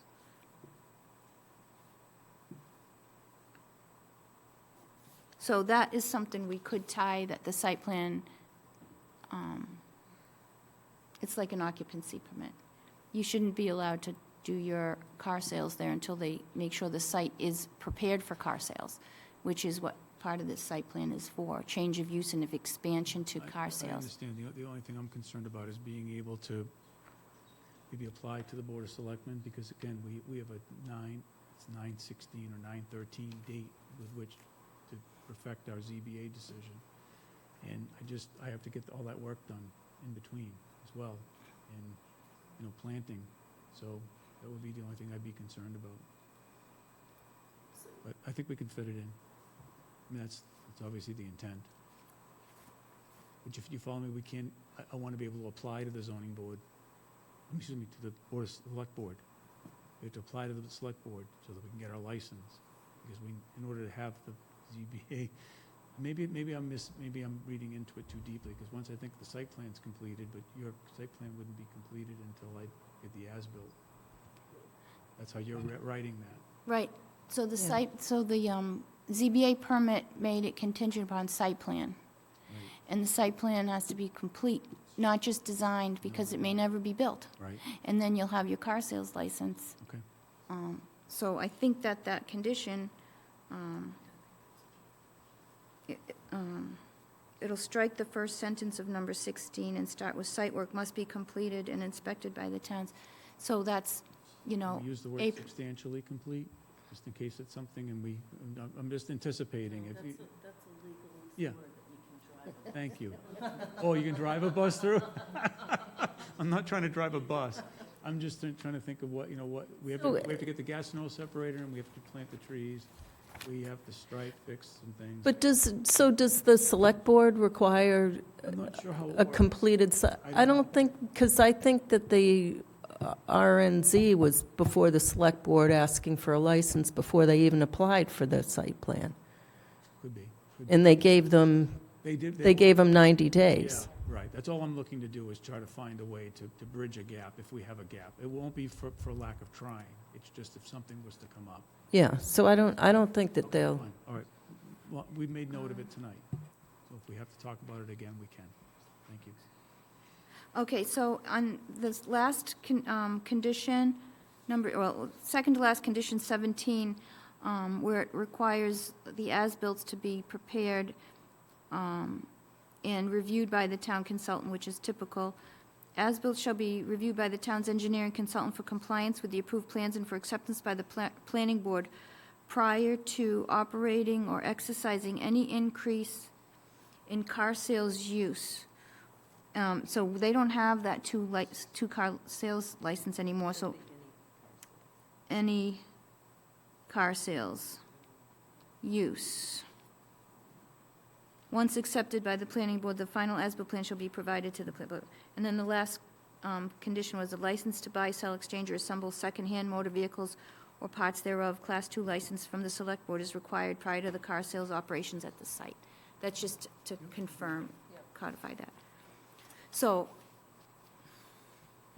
I think that's it. Thank you for reminding me of the other conditions. I was so focused on the others. I think we're good. Mr. Stein, do you want to make a motion? Yes. So the motion is to approve the decision of minor site plan for 264 Corderville Road, expansion of use of car sales with conditions updated this evening. Second. I have a motion and a second. Any discussion? Seeing none, all in favor, Latrell, yes? Stein, yes? Houlihan, yes. Demiria, yes? Brascio, yes. Thank you very much. for Thank your you, Peter. patience. Thank you, Peter. So I just have to caveat that you need to provide me an updated site plan Agreed. reflecting the hours of operation and anything else that I don't think anything else was going to change on that. And then we'll update the decision, and Mimi will review it and sign it to make sure it conforms to what we discussed with tonight. And then you need to get me 2 copies of the plan for planning board endorsement. Right. For your next meeting. I'll have Yeah, or as soon as you can, right, because it's been approved. Okay. And thank you to the neighbors for Thank you. being taking such an Thank you. active role in this process. The next item on the agenda is a public hearing, special permit, amend 174-9 to include an expiration for special permits as required by Mass General Law, Chapter 40A, Section 9.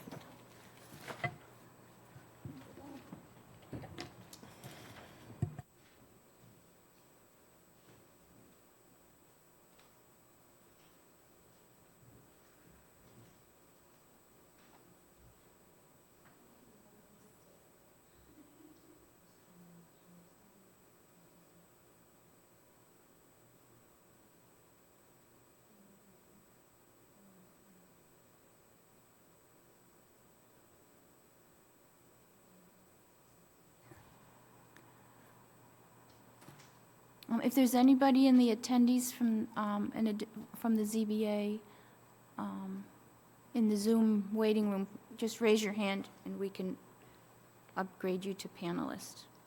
So this public hearing for amendment to Chapter 179, 174-9, to include an expiration date for special permits, is continued from the February 26th meeting, planning board meeting. We don't have any additional input. We haven't received any concerns or comments. It's printed in the warrant with the one change that it said a one-year extension may be granted as opposed to shall be granted. Pretty simple. And I believe it's warrant article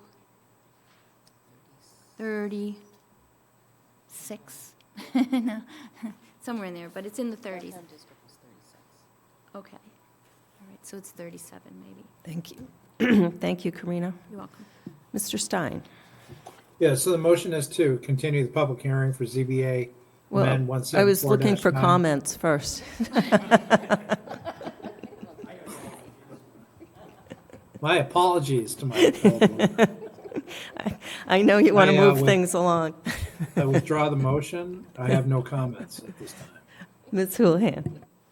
I was on the Mr. Stein train, no comments. Mr. Maria? I have no comments. Thanks. Ms. Braccio? No comments, thank you. Anyone in the audience?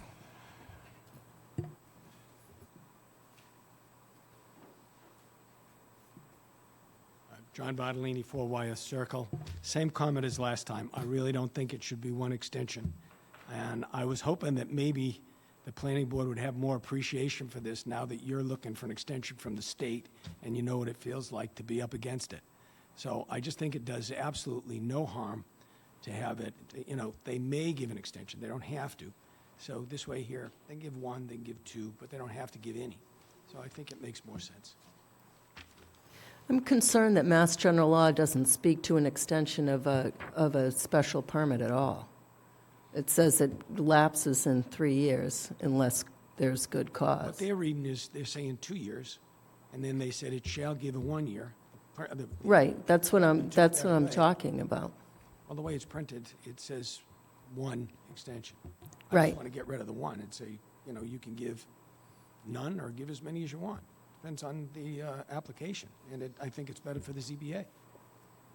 Yeah, I understand your point. And this is a ZBA article It that is. we're just hearing, and I don't see anyone from ZBA here. I just thought maybe you'd get on my side. But so my concern is that Mass General Law doesn't speak to extending a special permit beyond its either 2 or 3 years at all. So I think this is being, Doesn't mean it can't happen. Doesn't mean that it's, so I think this is generous, is what I'm saying. More generous than Mass General Law.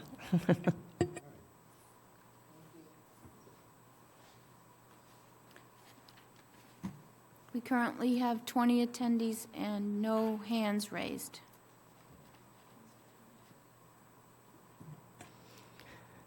Mr. Stein? So the motion is, before I make the motion, just a point of clarity.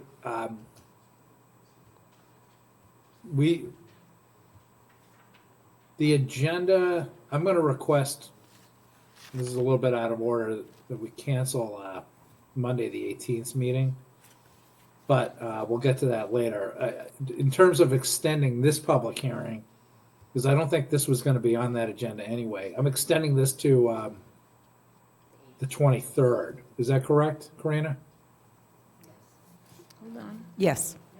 Okay, so the motion is to extend. Wait a minute. Yeah, that's true. Is Yeah, that our next meeting, is the our- 23rd? Yeah, the next meeting will Right be before the town meeting? Pre-town pre-town meeting, yeah. meeting at 9 a.m. Okay, so the motion is to extend the public hearing for the ZBA to amend 174-9 special permit term to March 23rd, pre-town meeting, 9 a.m. Second. 9 a.m. 9 a.m. A motion and a second. Any discussion? Seeing none, all in favor, Latrell, yes? Stein, yes? Houlihan, yes. Demiria, yes. Brashear, yes. The next item on the agenda is a public hearing downtown district, public hearing to amend zoning code chapter 174 to include the downtown district and use regulation, sign bylaw, outdoor illumination, landscaping, and where that may be appropriate. Okay. So again, with this one,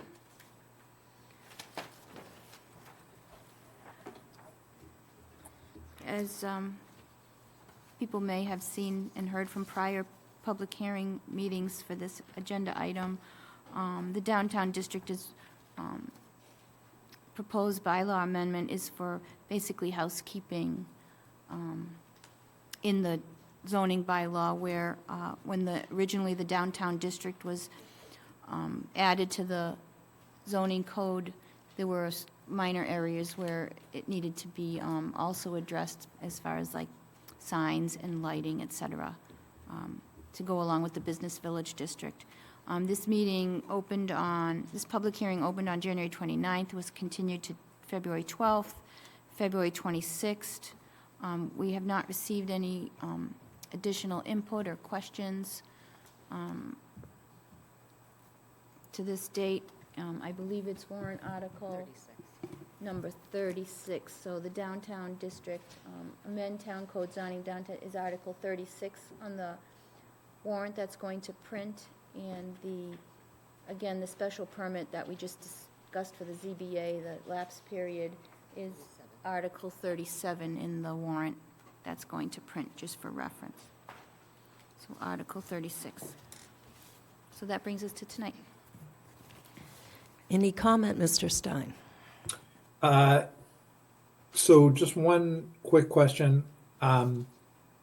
Colleen, would you mind just confirming that the iteration of the PowerPoint that is in our Dropbox this evening, that is what was given to Vanessa and what will be in the deck at town meeting? So while Colleen's looking, Jesse, I'll explain. The final presentation is due this Friday, the 15th, to the IT department. I thought it was already due. No. Okay. So if there's Well, any a little bit last-minute ahead. changes, and I just want to bring, when we'll get to the other topic, just make sure that if you have an article number listed in your presentation, that's all updated. Okay. Because The we- iteration of this PowerPoint that we have in the Dropbox tonight is good. So, unless any other board members disagree, I think we would move forward with that deck for town meeting. Thank you. Thank you. Ms. Houlihan? The one in Dropbox says Article 31. You just said it was warrant number 37. Yeah, because they changed it all around.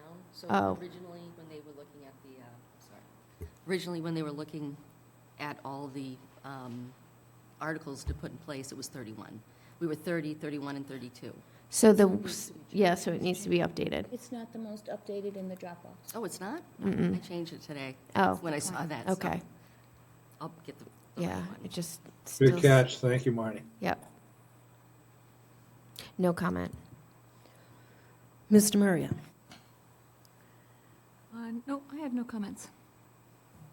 Ms. Braccio? No comments, thank you. Anyone here in the hall? Anyone on Zoom have a question or comment on? 18 attendees, no hands raised in the Zoom room. Mr. Stein? So the motion is to continue the public hearing for the downtown district code fixes to March 23rd at 9:05 a.m. Second. I have a motion and second. Any discussion? Seeing none, all in favor, Latrell, yes?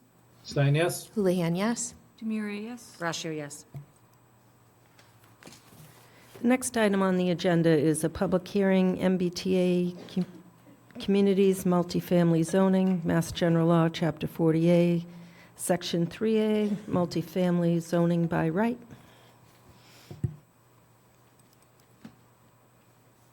Would you like me to give a brief update? Okay. One second.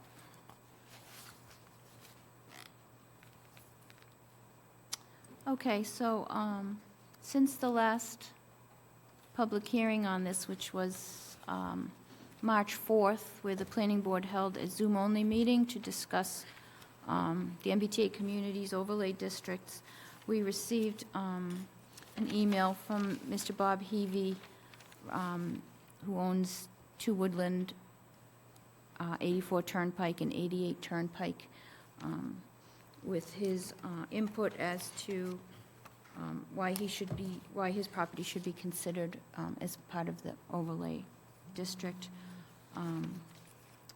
Marnie and I did meet with Mr. Heavy to hear his ideas and get his input, and to get better acclimated to his property and what he was proposing there. In addition, at the last public hearing, the planning board voted to withdraw the warrant article for this town meeting. We did post with the town clerk a notice of vote, letting them know that the planning board withdrew from the warrant article, that article, just for official purposes. And then we did notify all the town departments, town council, town clerk as well, in an email, so they would be aware of that. In the interim, we did receive some revised layouts for the area within a half a mile of the train station from Bowler Engineering very recently, so the planning board hasn't had probably an opportunity to review those, because they basically just came in with some ideas about different parcels and building heights, et cetera, and reduction to the underlying minimum lot sizes. We also received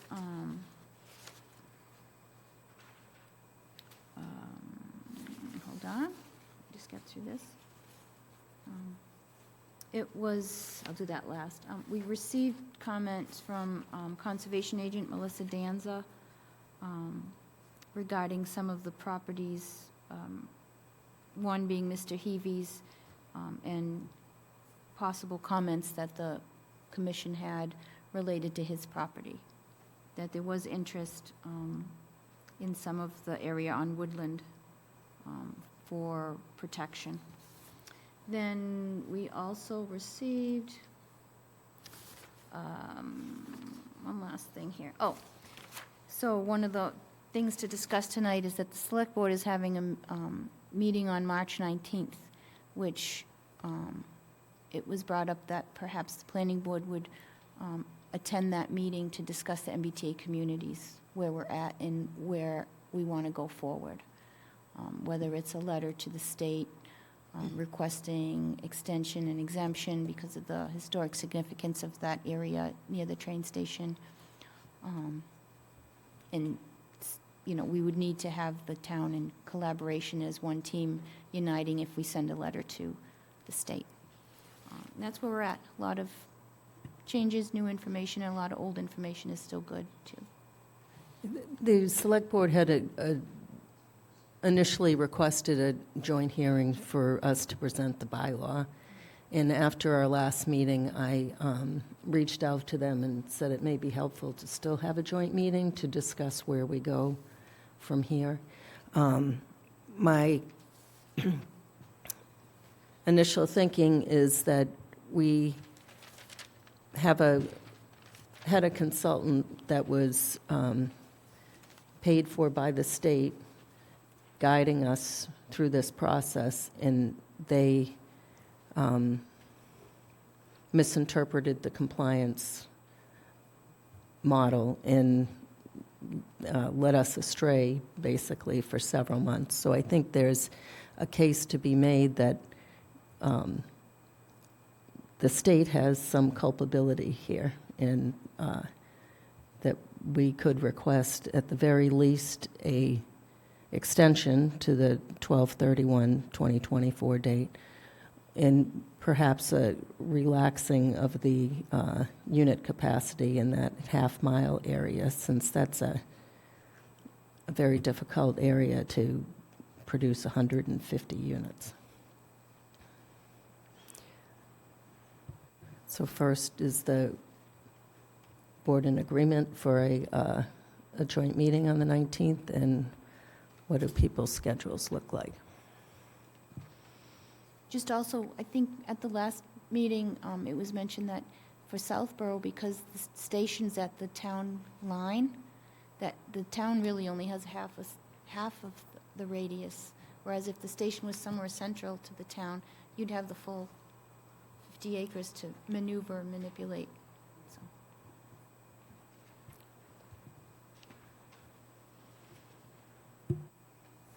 Yes. We are canceling the 18th meeting, which is the MBTA solely focused public hearing meeting. That was going to be an issue in the planner's report. I believe so. Okay. Is that, Mr. Stein, are you okay with that? Yes, How about a joint meeting on the 19th? I will not be available. Okay. I can be available. Ms. Braccio, Ms. Maria? Yeah, I am available. I am too. Okay. And I think the, this is not this agenda item, but on that day also is the review and perhaps approval of the National Grid's Vegetation Management Plan. Okay. which will be coming into your hands shortly. I think it's in our inbox, isn't it? Yeah, I think you got an email on it, Yeah. but we'll give you a It's not a hard. complete application yet, Oh, but that's what we had. okay. This is the National Grid All Vegetation right. Management Plan. There's no application. It's the plan. Yeah, it's Yeah. good. Yeah. Sorry. Okay. So any further comment or discussion, Mr. Stein?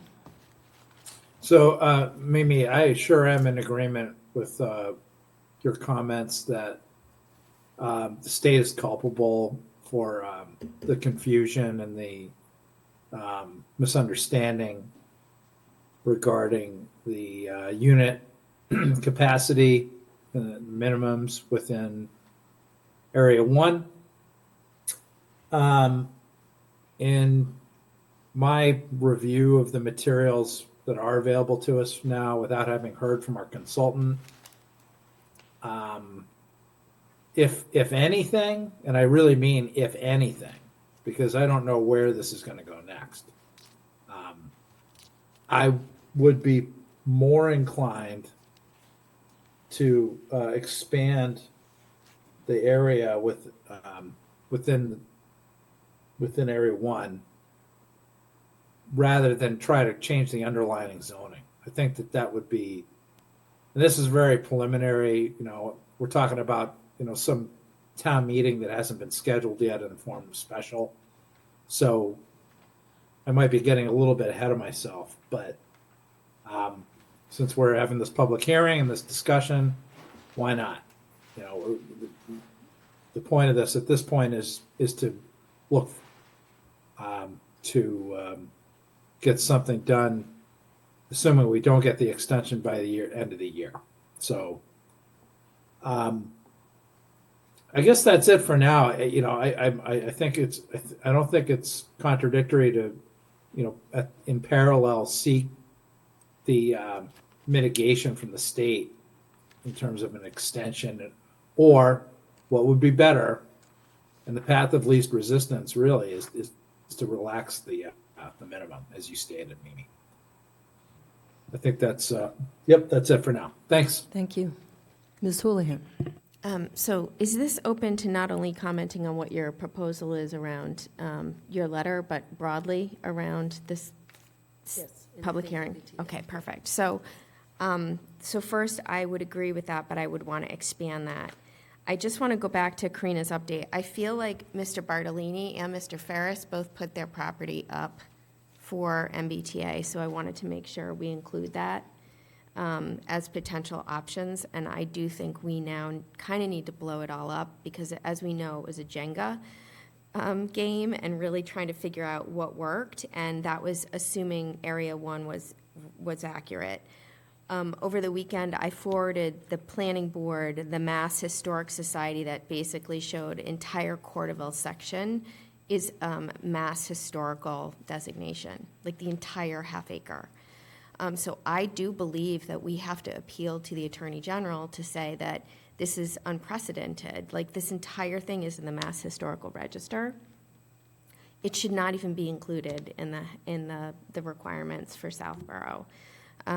So that's where I would like to push the letter, as well as getting an extension, and really think about all the properties that have been offered up to us by developers and owners of properties. And the final comment that I would have to say is what was proposed by Bowler. I do think they should be aware that this is a historic site too. As Lisa said, she was going through the paper, it was an old jail. Like, there's a house that was a jail. Like, there's some really historic significance there that's recognized by the state. And to put any overlay zoning on it would seem to be completely contradictory to have it designated as a mass historical designation. And I think my final point is that, given that, it will be important to almost think about what is the next steps forward from our planning board to work with Bowler. The plans they provided was significant underlying zoning changes, from stories, height, to size of property, to setbacks, and I just don't think that's even viable. That's all I have. Thank you, Mr. Maria. I think during our hearing last week, Mr. Stein asked Zach from Bowler to provide us something, if I'm not mistaken, like what actually happened. Because you remember I asked, like, well, what happened? And we got 20 minutes of something, and here we are a week later, and, there's some points that just aren't clear to me. Like, for example, did they not understand their own model? Did they develop that model? Did they make that table that they didn't read correctly? Like, there's just some, like, fine detail that I think I didn't really get out of our conversation last week, but I think that we asked them to provide something in writing, didn't we? In the commentary? And if not, maybe we should. I don't think so. I think Mr. Stein asked him to clarify, because... Just clarify. Yeah, and I Yeah. don't think... Yeah. If I may, Sure. Mimi, so one of the things that I really wanted was, at some point, as we go forward, for them to come back, he did explain to my satisfaction what happened in terms of the misunderstanding of the model and what those percentages were referring to. What I'm not clear on is where we go from here, and a true scrubbing, if you will, of their entire, analysis to ensure we don't have any other. That's really, my main point was, Thanks. this was bad. Let's not have something else pop up. So I did have one question. As the engineering firm for the state, was this their own model that they didn't interpret correctly? It's a state compliance model Yeah. that they were trained on and, recommended. This was one of the engineering firms that was recommended by the state to help municipalities comply with this. Yeah. I think, the state's moving at warp speed, and we're, we were out front, and as I've said before, the rapid transit communities went first, and most of them had multifamily housing zones that they just tweaked to fix, with the exception of Milton, which, did not pass theirs. But most of the others did. And so we're the first of the more suburban areas that don't necessarily already have these zones in place. And, there's already issues. And I think if you read the compliance, that, unit capacity within the half mile conflicts with what other things in the compliance guidelines say. Well, and I appreciate that. I am very much in support of writing a letter. I can think of a few other things to put in that letter as well. Anyway, I'll put that to the side. But I am happy to hear Ms. Houlihan's point that we should kind of blow the whole thing up, because as the hearing has, continued and will continue for a number of months, we are hearing from others that we are maybe not exactly in step with the spirit of, MBTA communities and building, additional housing, and I hope more affordable housing. So those are a couple of pieces that I would like to, kind of visit in our journey over the next few months, especially the affordability part. Ms. Braccio. Thank you. I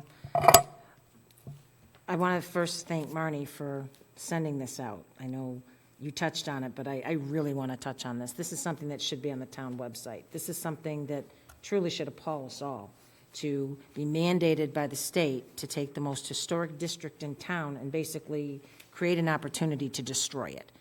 And it makes me sick to my stomach, and it makes me sicker to my stomach to see the proposer from Bowler with, again, the most historic, affordable homes, the most dense area in Southborough, suddenly potentially changing the minimum lot area to 10,000 square feet is just, doesn't work for me. So Jesse, I think you're right on. If we have to continue down this path for Southville, we're going to have to look to expand, because it's just unacceptable, the thought of, again, the most historic district in town, the jail again, that I just want to touch on that. I found that one of the most interesting things to know there was a jail in Southville. I think going to the state and asking for the waiver, I think we have more than enough grounds to do this. And I also understand we need to continue to move ahead, because we aren't going to get an answer quick. And by the time we get an answer that potentially could be no, we need to be in a place to have, something else done. So I just think I agree completely with what everyone has said, and, hopefully we can find some solution. But I would ask that this document from Marnie be forwarded to the select board. I think they should have this before any discussion with us, and I think it should be put on the website. And I think that the residents should have the opportunity to see this, because it was eye-opening at the least. Thank you. I just want to point out, I think one of the neighbors, Ann, had provided this to us as well, and I totally agree. I mean, yeah, we should all read it. I just wanted to clarify one thing about us not complying with the spirit of the... So this statute is completely... The expectation is that these zones are on already built properties. In fact, in the compliance, it says that they don't want vacant lots. They want, neighborhood multifamily zones. So the expectation is that, overlays will be on areas that are already built and not vacant areas, just to clarify that. And I think we have done our best to be within, follow the spirit. Can I clarify that? You mean, I agree. I think maybe the sentiment I was trying to describe from what I have taken from the public was that we need more housing. And, the plan that we came up with, I think that we were all happy with. We voted for it. But, as the hearings are ongoing, we are also hearing some other options by some of the developers. Maybe put it that way. And I'm open to that. Yes, sir.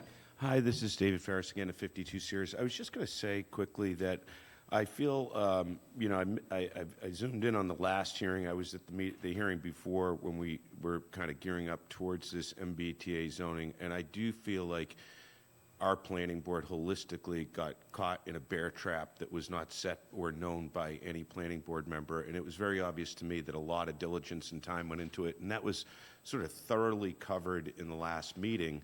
I do feel like, we're at a point now as a community where we might want to adjust how we're approaching, and I think everybody sounds like they're open to it, solving this issue going forward. And I just wanted to share some collective experience, running 3 companies that, one of them, which is involved in real estate, we typically assign what we would call an owner's rep to a complicated and project that has a lot of moving parts, and the owner's rep is really the voice to the rest of the senior leadership committee that's making the decision. And so as you kind of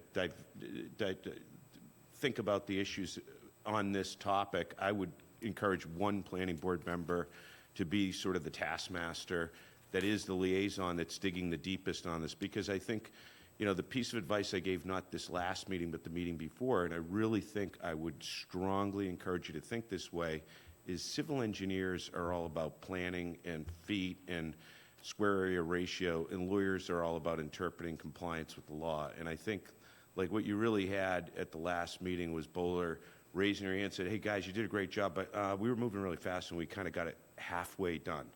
And that's a pretty big mistake on their part, not yours. I want to be very clear about that. I wouldn't have, if I was sitting on a planning board, I don't think I would have caught it, because it's just a very integral kind of square foot ratio based on height and how many units can be applied there. And I think knowing that, I think if you had what I consider owner's rep or taskmaster on your board that was the specific go-to person, they could take some of the feedback and they could probably interact a lot quicker with the third-party consultants that you're going to need to get this right.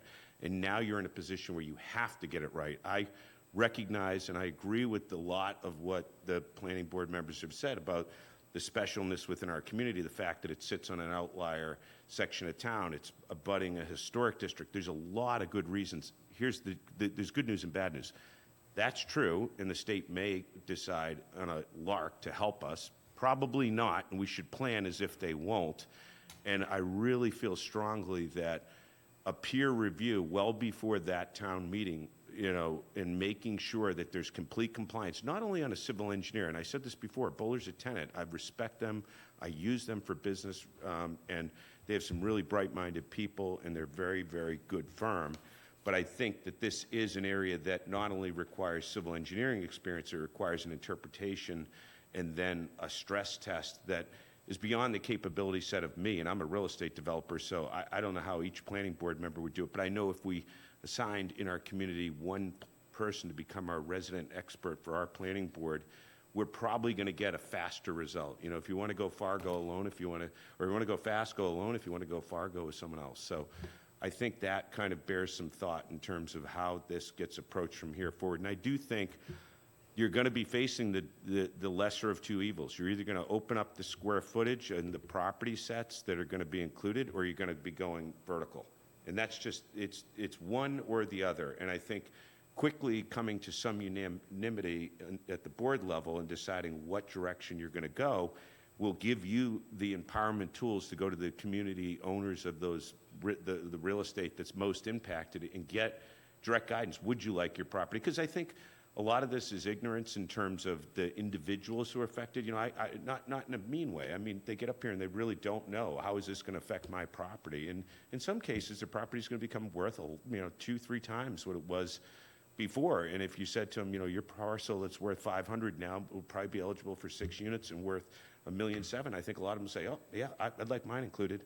It's just they don't understand that just yet. And I think that getting them up to speed quickly might get you what you want in terms of more areas that are inclusive of the zone. But I really would encourage, based on where we're at as a community now, because the dollars are big to the community in terms of the support from the state. And I think the state's going to really, and I think they're already showing you their hand, which is they want to make examples. They want to basically say, there's no outliers, nobody's that special. I love all my kids equally. You're following the rules like everyone else. So I think that we should operate and conduct our board business as a community as if we have to be compliant, and we should absolutely have peer review. We should rely on civil engineers for civil engineer answers, and we should rely on Jay Tallerman, I think is a very skilled lawyer, interfacing maybe with an outside expert that he can kind of taskmaster some of it. But if you had one person on your board that was working with Jay, and Jay was working with the state's premier expert that's helping other communities, you'd probably cut the line to success. And I think that's my 2 cents on the matter. Thank you. Thank you, Mr. Ferris. Of note, the state will, if you submit 90 days in advance, the state will... Review it. Yeah. Yeah. We didn't have 90 days. There's a webinar going on Wednesday all about that from the MMLA. So, what they,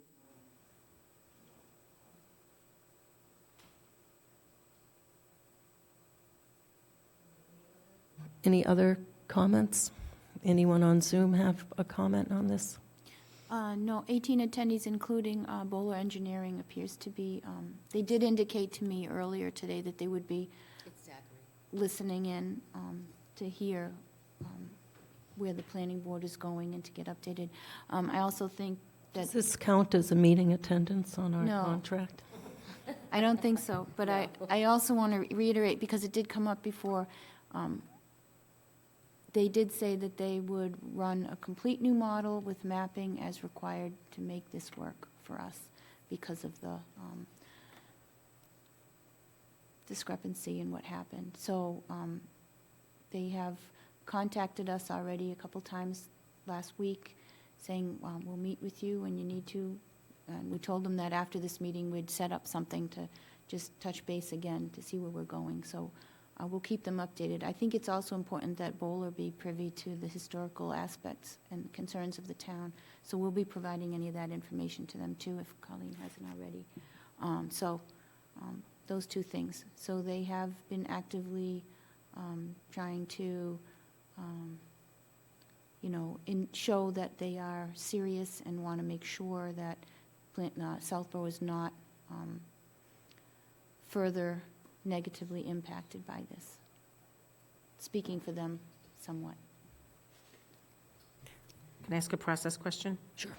So if we're discussing MBTA communities with the select board, do we then need to extend the public hearing to that meeting? Or can we discuss it outside of the posted public hearing? Does that make sense? Well, there are options. You can close the public hearing, knowing that we'll have to open a new one prior to a special town meeting or fall town meeting, special meeting. Or you can continue the public hearing to the select board meeting and discuss it there So as well. there's just a little bit of an issue on my end. If we leave the public hearing open to pre-town meeting for some reason, I don't know if I'm going to be able to get a Mullins, because I'm going to be unavailable and away until like the 21st. So I guess theoretically, is it possible that we could not have the joint meeting with select board on the 19th be part of the public hearing, Karina? I don't know. I'll have to ask town council or town clerk what the history is. We don't encounter this very often, so I want to just make sure. I'm looking up at the board because he has these pictures up. Okay, so, all right. I just didn't want to create an issue where there Yeah. may or may not be one, that's all. I just, So again, Karina, I'll just need a Mullins. I'll need to like do a Mullins form, either on the 22nd or at the 23rd. So do we need to keep the hearing open, do you think? Do you think we need to keep the hearing open, Jesse? Like, I 'cause we do, don't have a because- bylaw. yeah, and we're going to revamp all the stuff. Well, so if we withdraw, if it's 100% withdrawn and not even in the warrant at all, It's not, then it's not in the warrant. I'm not going to make the motion yet, but I think I would be moving at some point to close the public hearing. Yeah, it's going to be, or it leaves it open that you can, I put in your packets there all the voting stuff and the maps that we started out with, and the list of how many votes they got. We can revisit it all. But that doesn't need to be in a hearing. No, I'm suggesting closing it. No, and you can continue as a discussion item as we started with. yes, Keep working under forums or mapping sessions or public outreach. yep, I agree. Yeah, it doesn't have to be so formal. So somewhere here's the warrant, just to, Again, my intent was just not to create an issue that may or may not be there. Oh, is That's all. this old? Yeah, here, I have the, I think I have the new one for you. When it comes to public hearings, you can't be too careful.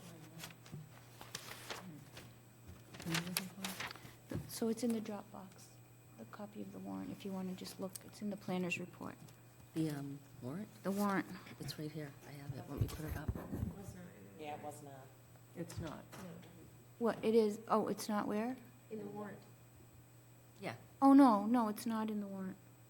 Want me I to- thought you wanted to look at the warrant to see I what. just wanted to confirm that, I thought it wasn't there, I just wanted to make absolute I sure. spoke with Mark Purple the next day and Melanie, who does the actual drafting, and they both confirmed that the 17 pages were removed. 17 pages. But I'm just gonna triple check because you have me second guessing now. Dropbox. I'm just gonna give a quick look here. Planners report. Mr. Bartolini? Yep, John Bartolini, 4 Wyeth Circle. The public hearing, I was going to ask this anyway, the public hearing is on Article 30, which, on the first public hearing, you made a lot of changes to that. And then in the second public hearing, your engineer told you it was wrong. So you really don't have an Article 30, and as Marnie said, we're going to blow it up. So there's no sense in keeping the public hearing open, because people like me can come.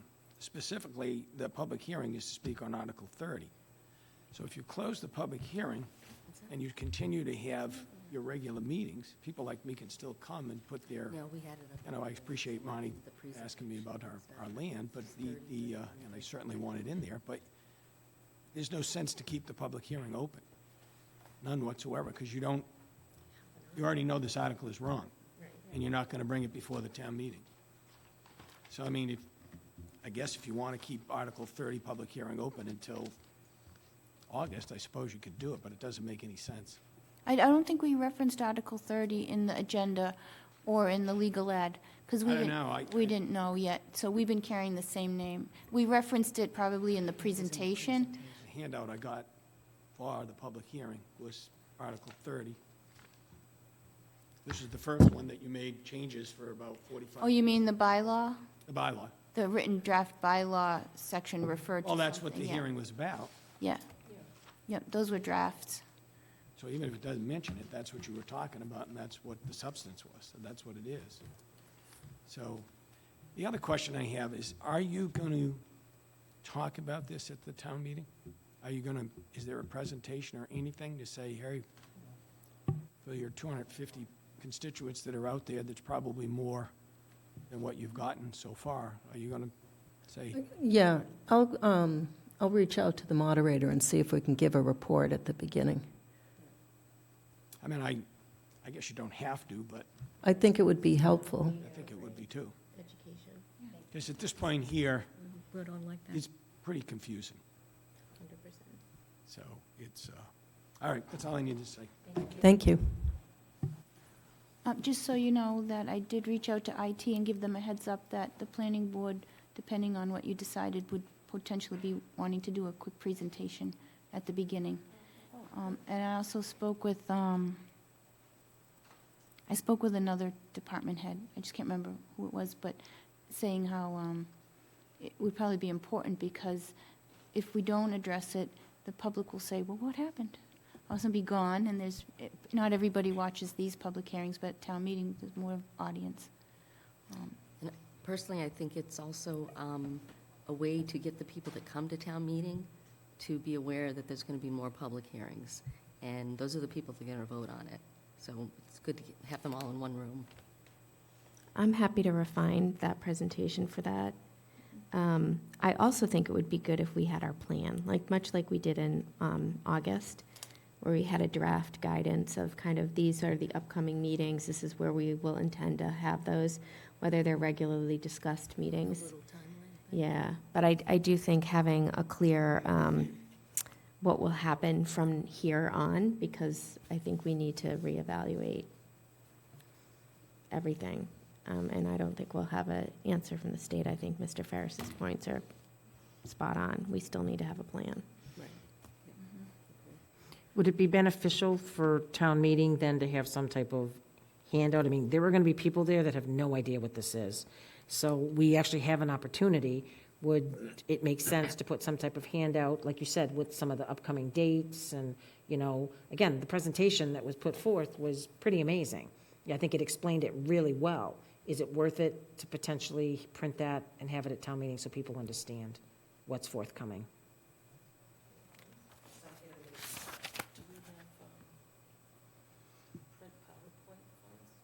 Yes. Yes, we have funds to cover zoning amendment and specifically also for the MBTA communities. We have ARPA funds available still. Okay. And I do carry a budget item for zoning amendment articles. Okay, so Ms. some Houlihan? iteration of it would make sense. And would you like to give that report, Ms. Houlihan? Well, sure. Thanks for volunteering me, Mrs. Latrell. So just to be clear, Mimi, you're going to reach out to the moderator to make sure we have, I know that they're working on a meeting for motions soon, if they haven't, I don't think they've had that yet. I saw an email. We have the meeting before town, the pre-town meeting, yeah, that's what it's called. Well, I think they allow entities to give a 5-minute report at the beginning of town meeting. They do have reports, right? Karina, that pre-town meeting is Wednesday. Are you invited, or we? Yes, I think I forwarded an email Yeah. to the planning board members. And I assume that refined presentation will also be due by Friday. It is due. Okay. Yep. I'll get it circulated so everyone can look at it beforehand. So Debbie, just because there's been a zillion emails coming through in front of my face, the pre-town meeting, motion meeting is this Wednesday. Right. And that's at At 6 o'clock at the safety, Senior Center. oh, I'm sorry. No, I thought it was Senior Center too. Mr. Litt, do you know? I know. I got it secondhand. Okay, so do we want to close the public hearing? So Wednesdays are difficult for me to attend anything at night. So unless Colleen is available, is there another member? You will go for the motion? Okay. Thanks, Marnie. I appreciate it.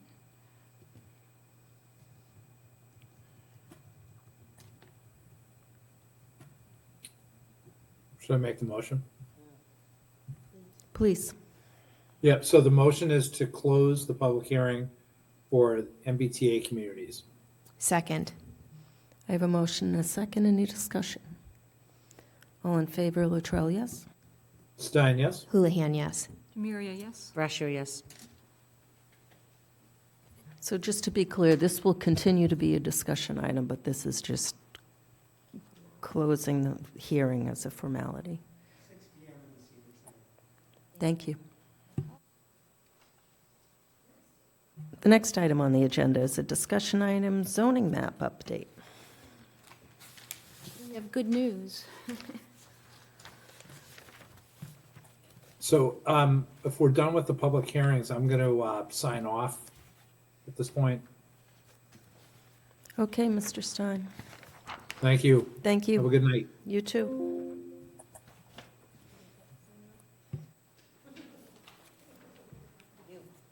Jack, thank you for your input. Yep.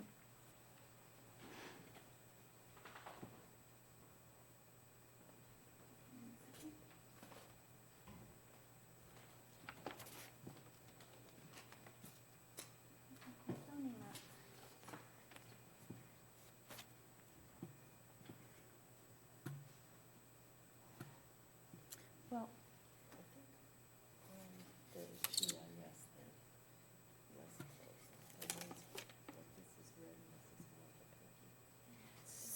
so in your packets, we have the half size, but I brought the full size here because it's much more representative and clean. I can put it on the desk, or you can pass it around.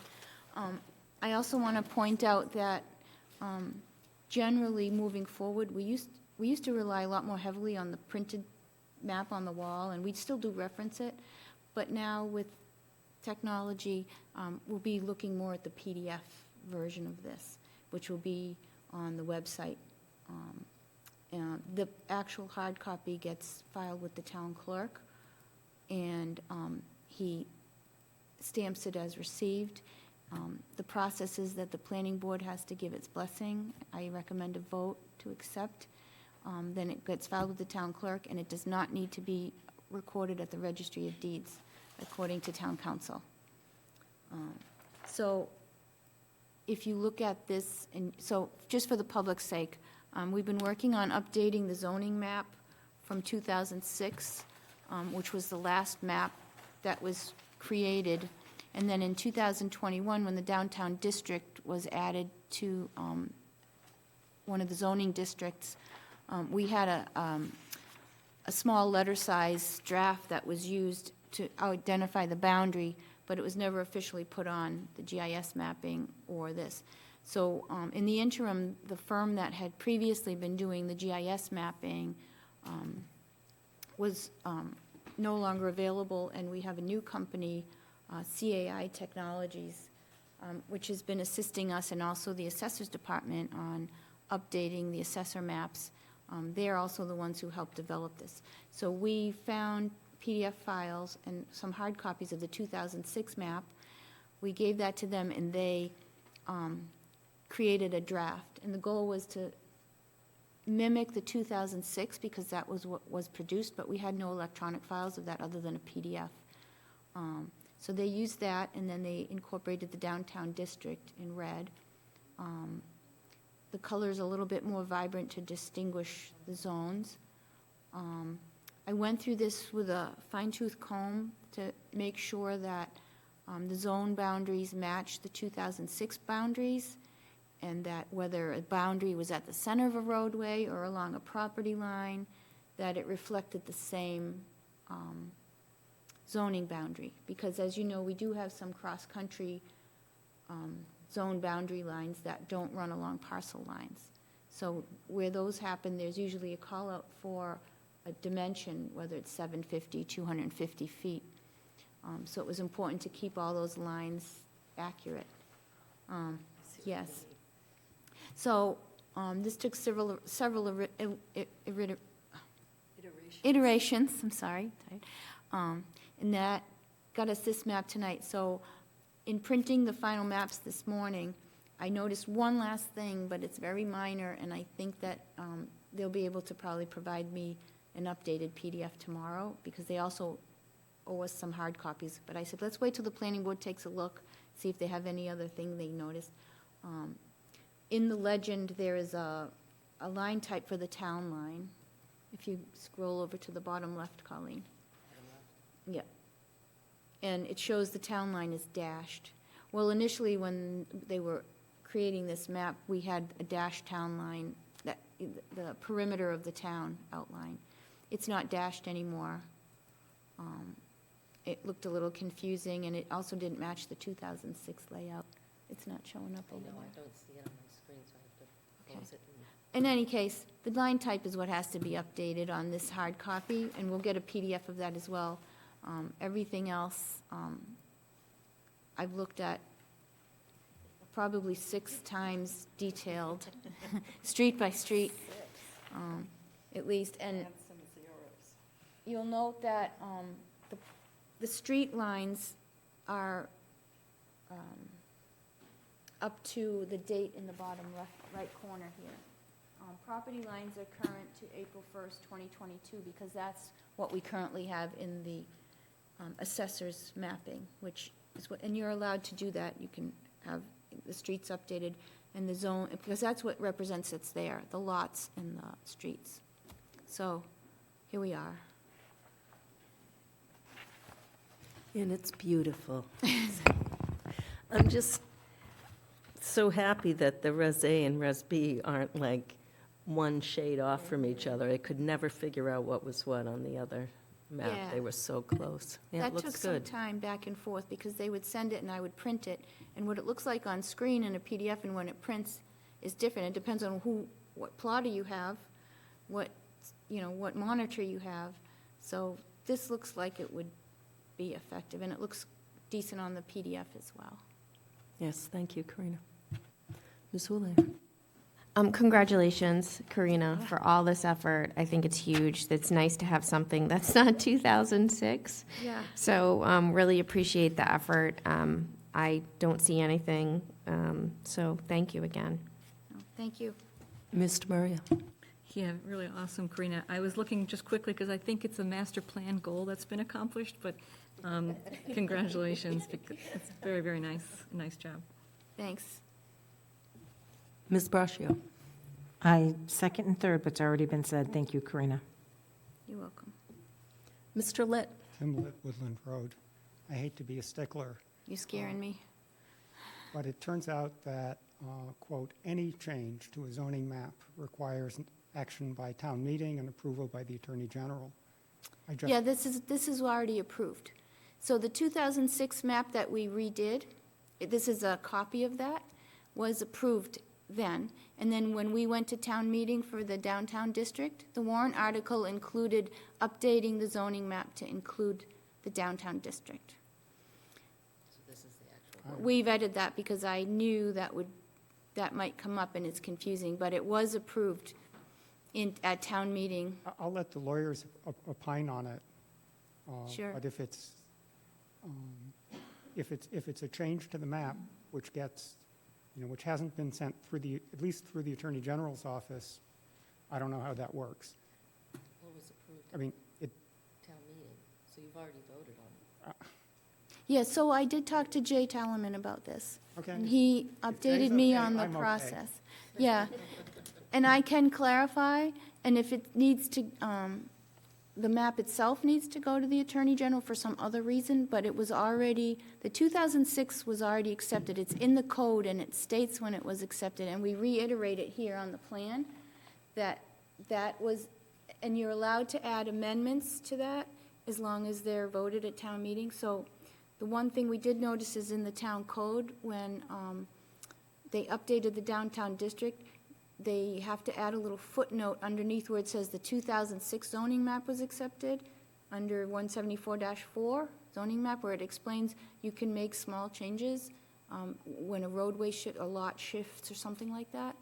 But the zoning districts for 2006 were accepted. If it does, I will check it again, and if there's any, I may be simple-minded. I'll forward you the reference, and you can decide what to do. Okay, well, we'll let, town council tell me either way, but I think I vetted that. I could be wrong, there's always. That's all right. All right. But thank you for making me aware of that. We did consider that early on. Karina, can I ask, is that going to be the model moving forward? Like, say, for example, MBTA district gets approved as an overlay. Would we then ask for approval from town meeting to update the map, but they won't see the map? We don't provide that, or we would provide the map? No, and a map was provided for the downtown district. Right. It just wasn't the whole map, because we were only changing the downtown district. Right. So we, They do have a whole map though, too, but yeah, so, and it would be a hatched mark over the existing zoning. So that's the model moving forward then. I think that the Attorney General does need to see updated maps, otherwise they'd be looking at an old map for years and years. But I don't know. what Right. did they need? I thought it needed to go to the Registry of Deeds and all that good Well, stuff. no, and it- yeah. signed, Yeah. We asked. notarized. I will ask again, and if it needs to, then it will go there. But we did approve the map for the downtown district in 2021, and there was an excerpt of the map provided, and that was voted on, and that's what we've been using since then. And that map went to the Attorney General, that sketch of the change to the zoning map. The 2006 map, which existed a long time ago, was already approved. And there was one other thing, when Bowler was doing the maps, they have a package that they would give to us to send to the Attorney General, and it has all the shape files and all that, and then they do their thing. It does take quite a while to get the approval for that, 'cause it's all brand new. So I make a motion to approve the new zoning map with the change noted to make the town line in the legend a solid line. Is there a second? I second. I have a motion and a second. Any discussion? Seeing none, all in favor, Latrell, yes? Houlihan, yes? Amelia, yes? Russia, yes.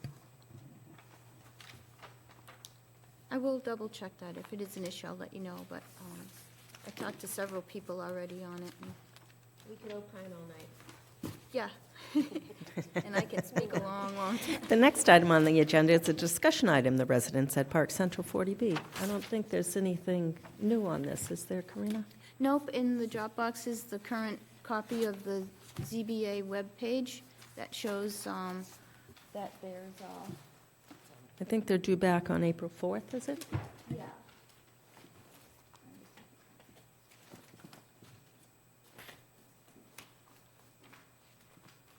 Yeah, they're not, here it is. April 3rd, 7 PM, to be determined, status of land court for Park Central public hearing scheduled for the 40B application. April 3rd. And it can be confirmed by going to the the Zoning Board of Appeals webpage.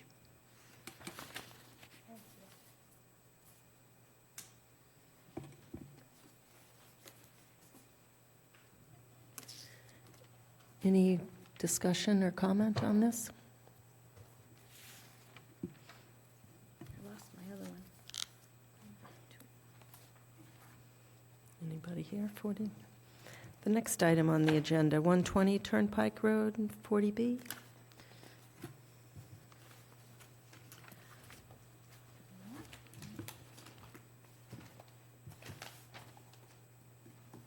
Couple things here.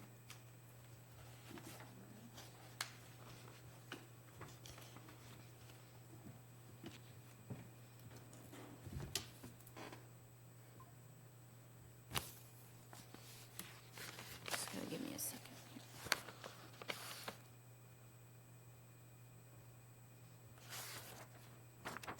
So, quick update, I can tell you that as far as the related modification to the major site plan and low impact development, I've received an application from Ferris Development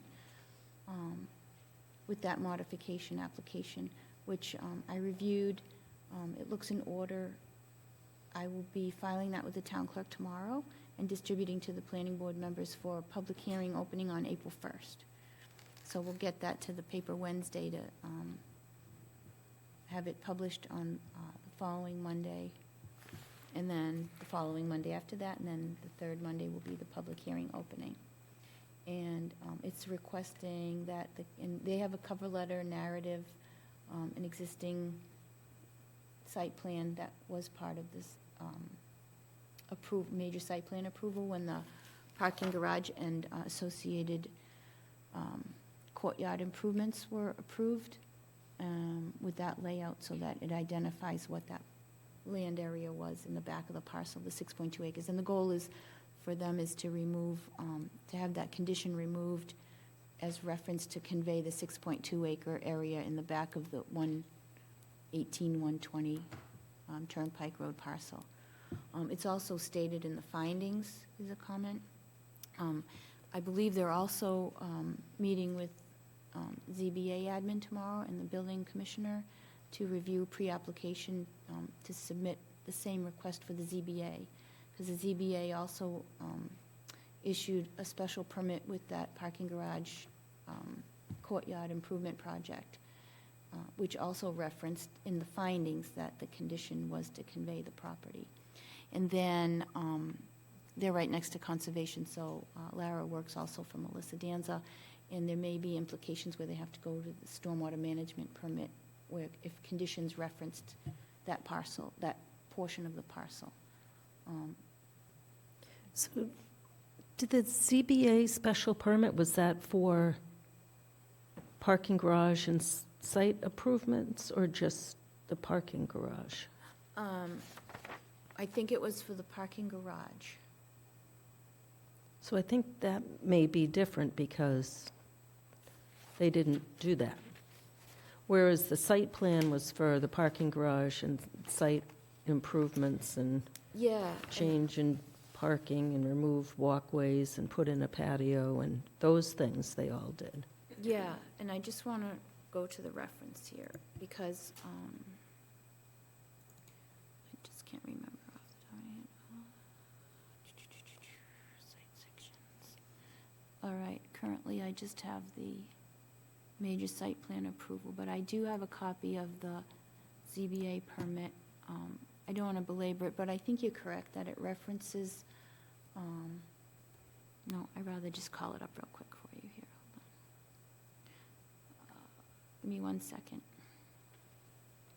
Site plan. It's 118, 120. Parking garage. Okay, so it was a special permit from the ZBA that was August 21st, 2019. And in it, it says, the application for the special permit is to allow the construction of a private parking garage to contain approximately 500 spaces as opposed to the allowed 3 cars or 1 truck in the Business Highway District and Residence A District. Relief was requested under Section 174.85C10. And in there was a finding number, just get there, 10, that said Curo Southborough LLC, who was the owner at the time, will be gifting 6.2 acres of land to the Southborough Conservation Commission. After the donation, the lot at 118, 120 Turnpike Road will be a total of 14.2 acres. So it was specifically for the garage. Now, the plan, if they reference a plan, and then again, it says here the vote was to grant a special permit to allow the entity to construct a private parking garage to contain approximately 500 spaces opposed to the allowed 3 cars or 1 truck in a business highway. If the plan presented included the same plan that came to planning, then it would be inferred that it was also in front of the ZBA, but I'd have to look at the plan. But as the actual decision was written, it seems it was for the parking, number of parking spaces.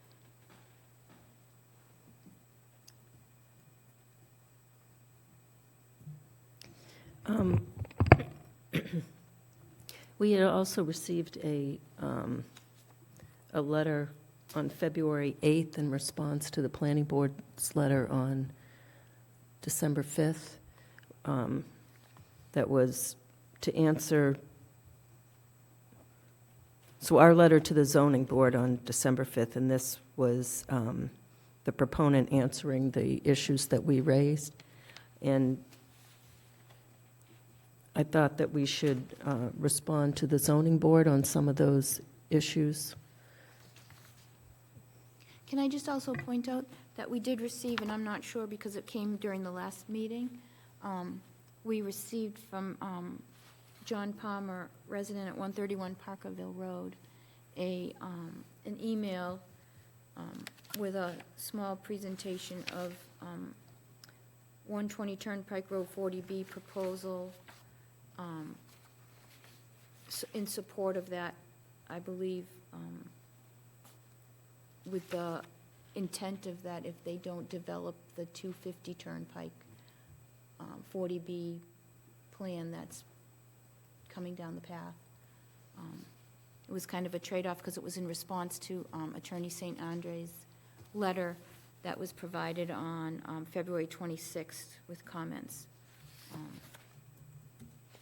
So I just want to point that out, that Mr. Palmer did submit information, and that was forwarded to everybody, I believe. Okay. And then we did receive a draft letter that Mimi started in response to the Ferris development letter. And the stewardship letter, stewardship from Joyce. Oh, yes. Oh, I didn't get that. Did I get that? Yeah. I'm sorry. Joyce Greenleaf, representing the Stewardship Committee, met on March 4th and discussed the proposed 40B development. We received a letter. and the stewardships voted to request that the planning board immediately take all necessary steps to facilitate the transfer of the 6.2 acres on the property to the Conservation Commission as legally required and recorded and executed site plan approvals. Oh, That was dated yesterday, the 10th. did the planning board receive that? Were they copied on that, right? Okay. Yes. I'm sorry. Missed that one.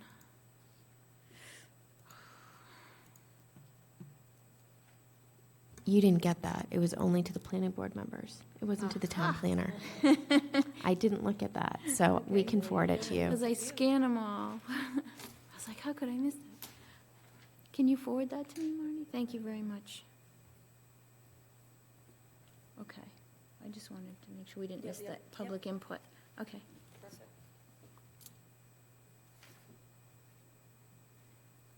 Karina, I just sent you the ZBA special permit. I think you just mentioned you didn't have it, and I happened to have a copy, the Curo 2019.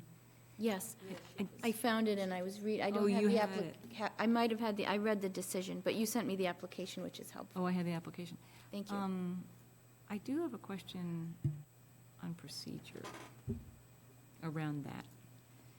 When a gift is made to the town, what's the process? Who is supposed to, how's it supposed to happen? Like, so it didn't happen, but I believe it was in good faith it should have happened. So, I mean, not necessarily moving forward yet, but just my own knowledge, there was a condition, right? It was in the condition, and then what should have happened next? Like, what piece of it didn't actually happen? Or did it happen? It Because didn't, it should have been conveyed by deed to the Conservation Commission. So that would have been something that the applicant should have should have done. Okay. And just to be clear, it sounds like a politician, sorry. I should say that. Just to be clear, so it said that the condition which they're asking to have removed says, prior to the initial expiration date of this major site plan approval, the southern 6.2 acres of the southern parcel, Assessor Map 37, Parcel 120-4, contiguous to Breakneck Hill Conservation Land, is to be donated to the Town of Southborough Conservation Commission in a deed transfer arrangement pursuant to MGL Chapter 40, Section 8C. So that section describes how it's supposed to be transferred. The transfer shall be subject to good marketable title as furnished by the grantor, if necessary, any defect cured by the owner, together with a Phase 1 verification that there are no hazardous wastes upon the parcel. And this decision also included a condition that said that all successors, this permit, these conditions apply to all successors. So.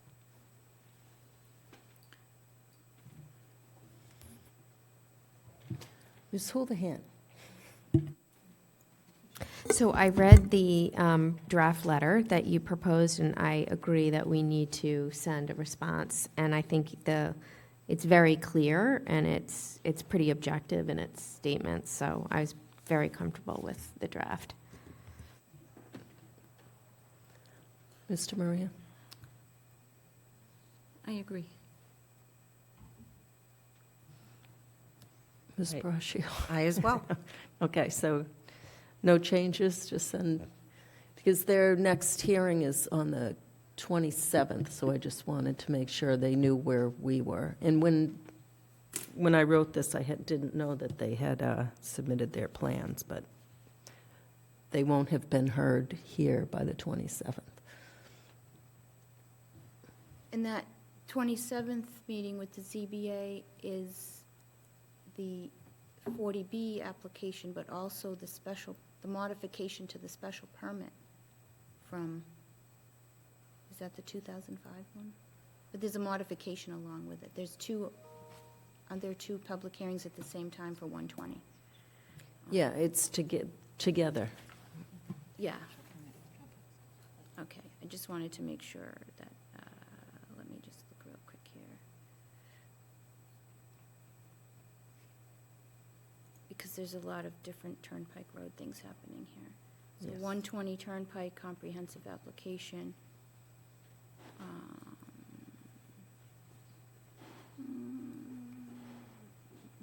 Where does it say?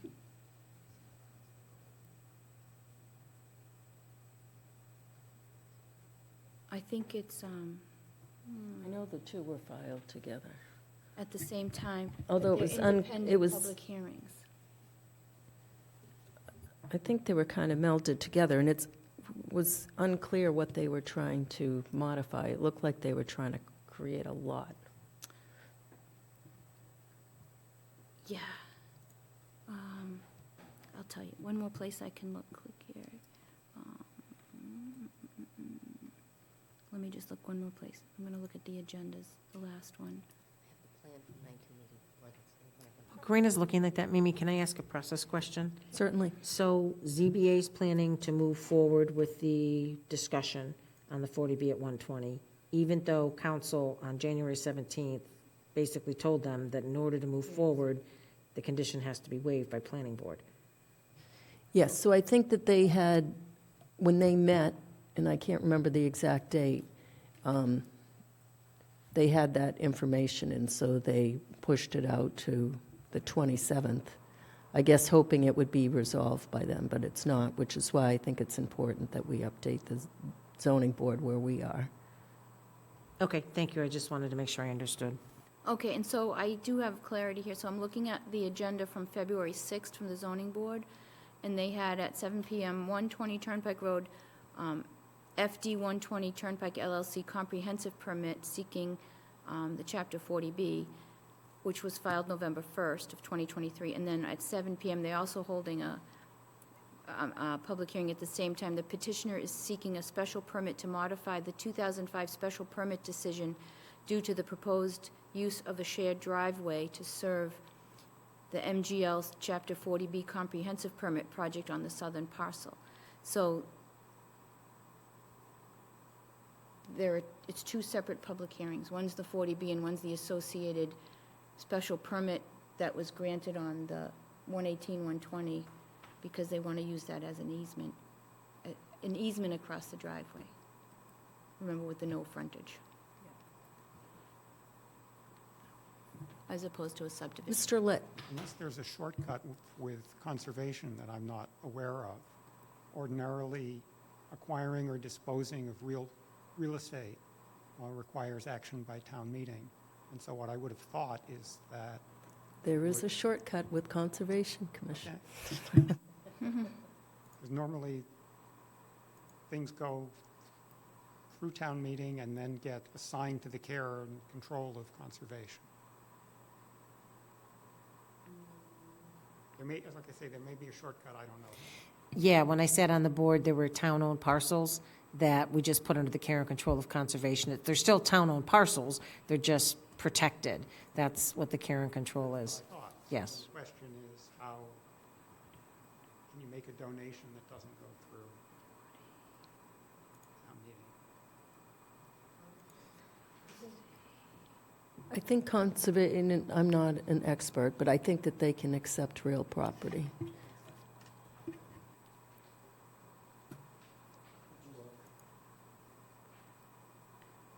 Yeah, and I believe, just to tag on to that, MGL Section 40, Chapter 40, Section 8C, Conservation Commission Establishment Powers and Duties. You might reference that one. I don't want to read it all here, but that's a good reference to, that was, Yes, sir.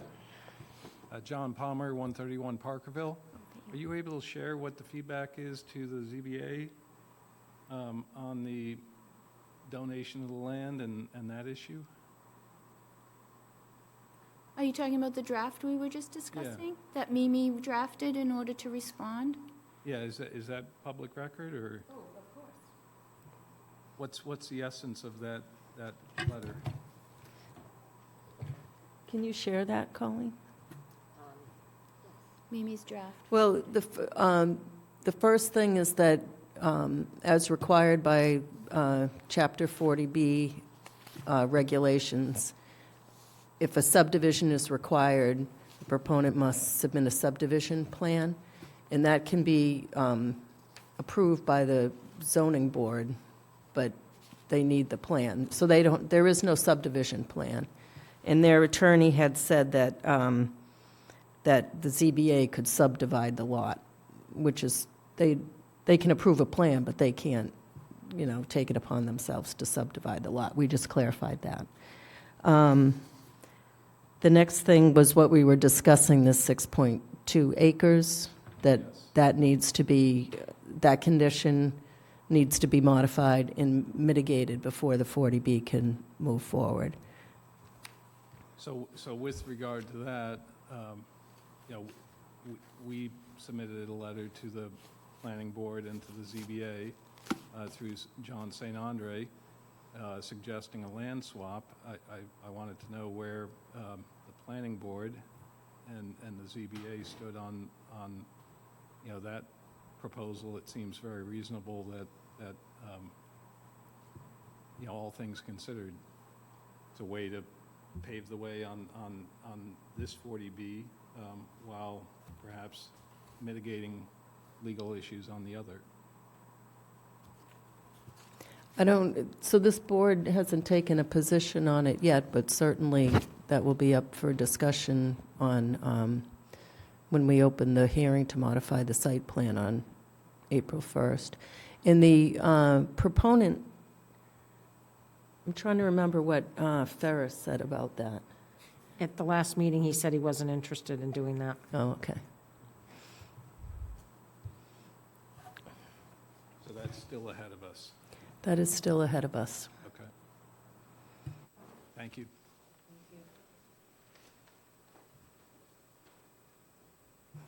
Okay, so here's the answer. The Conservation Commission can accept gifts of real property or interest in real property on behalf of the town, subject to approval of the Board of Selectmen. That's direct quote from 48C. And that condition was reviewed by town council at the time, who made reference to that MGL to include it in that condition, to make sure that the process would be understood. I remember that.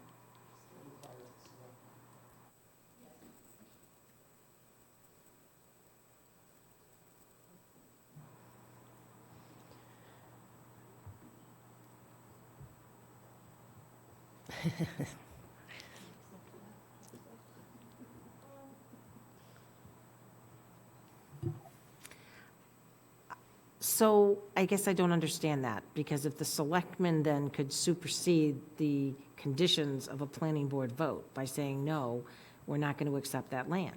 So we have a site plan with conditions that can be observed by the select board? Am I understanding this correctly? What if they say no? What if it goes to the select board and they say, no, we're not giving it to Concom? Then basically, what happens next? What's the process to move forward then? Yeah, one board can't overturn another board. The way the selectmen, I believe, have to accept land because they're the executive officers of the town. I don't. But again, what if they decide they don't want to accept the land, and then the land can't be transferred? But I would think at the very least, it ties this whole process up until there's some formal decision. I just worry that that's not going to happen, knowing their position that they've already put out there on this project. Well, there's a whole process that they go through, because the deeds have to be written up, fair market value and all that good stuff, and there's usually required a preservation restriction. I've never seen a gift. That's one thing. No, I don't think. Buying property is one thing. So the Conservation Commission, property under its care and control, has Article 97 protection. Okay. So it wouldn't need a conservation restriction on it. Well, why couldn't you put that in your decision that it'll go to conservation under? Well, so it's already in the decision from 2019. Yes, ma'am. Freddie Gillespie, Chair of the Open Space Preservation Commission. And at our last meeting, and I haven't written the letter to you, but the commission voted that they wanted to see the existing permits adhered to. And my question is, I came in late because I was at another meeting, but I never heard of the select board needing to approve a planning board decision. But if it's true, you need to, find that out. But what happens when we vote on land to go when town meeting votes on land to come to the town? Does that also need the select board to approve it after the fact? To put under the care and control of conservation, it does take a well, let me take a step back. Once the land is owned by the town, the select board take the position to put it under the care and control. It's a formal vote to put it under the care and control of conservation. Now, I don't know if on past land, if town meeting can actually take that position in a warrant article. I don't know. If a warrant article goes to town meeting to accept land, can town meeting accept it under the care and control of conservation? I don't know. We can ask Melissa. It's more So- confusing. Did I miss something that you're saying that to enforce this, it needs to have the select board's seal of approval? Before it can go to conservation. Can it come to the town, or is that not, how it's written? So I think we're getting too far ahead of ourselves here.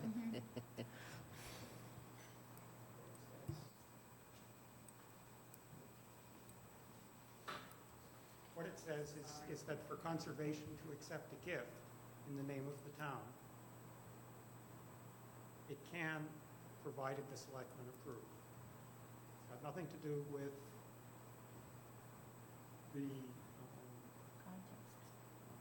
conditions that were established by the ZBA. ZBA just said, use this process. And I have no idea what happens, in the bizarre case that the selectmen say no. I'm sure it's full of employment for lawyers.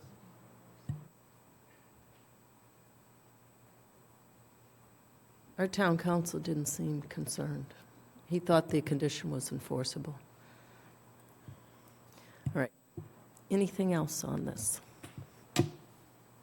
No, will you be forwarding us that, and we'll Yes. set up a formal draft for you, and then you can give it a quick final review? I think that I did send it to you, didn't I? You did, but you're good with that, and you did send it to us, you're right. We'll format it for you, and, Yeah. okay? Thank you. Just making sure. Can I just say one final thing, Mimi? I think from Jay's email on January 17th, where he says a condition was inserted that the applicant to convey all or substantial portion of the property that comprises the 40B locus to the town for conservation purposes. So I think we can be clear that even if it goes to the town, it's for conservation purposes specifically and can't be potentially used otherwise. Thank you.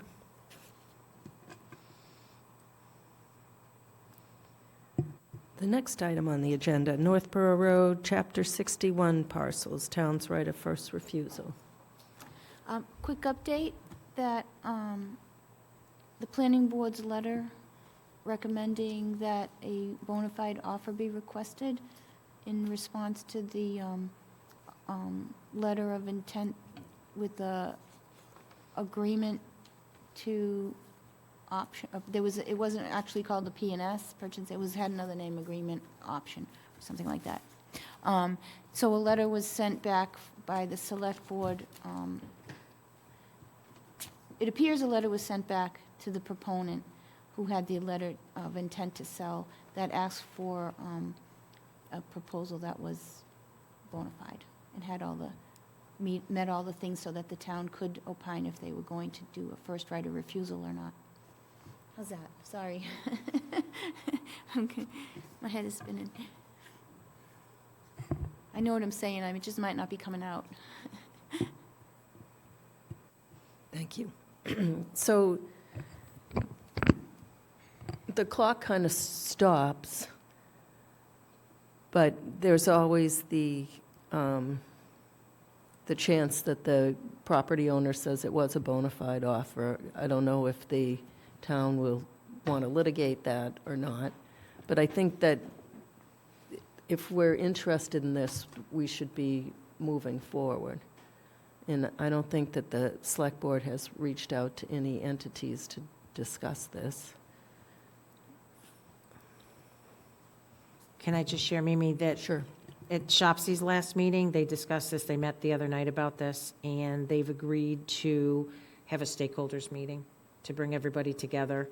And I think that's a positive first step. I know that their intent was open space, recreation. They wanted to include planning board in those discussions as well. And obviously Shopsy and the Affordable Housing Trust. So just to make you aware that that is forthcoming. Thank you. Would we have a planning board representative? Since I have MBTA, I'm declining a volunteering role. Is there a volunteer? Should we volunteer Jesse since she's on? Since he's- He's not here? Oh, he's on Shops? I would be happy if someone else wants to do it, or, you know, leave it up to the board. Sold. Okay. Yes, ma'am. Freddie Gillespie, Chair of the Open Space Preservation Commission.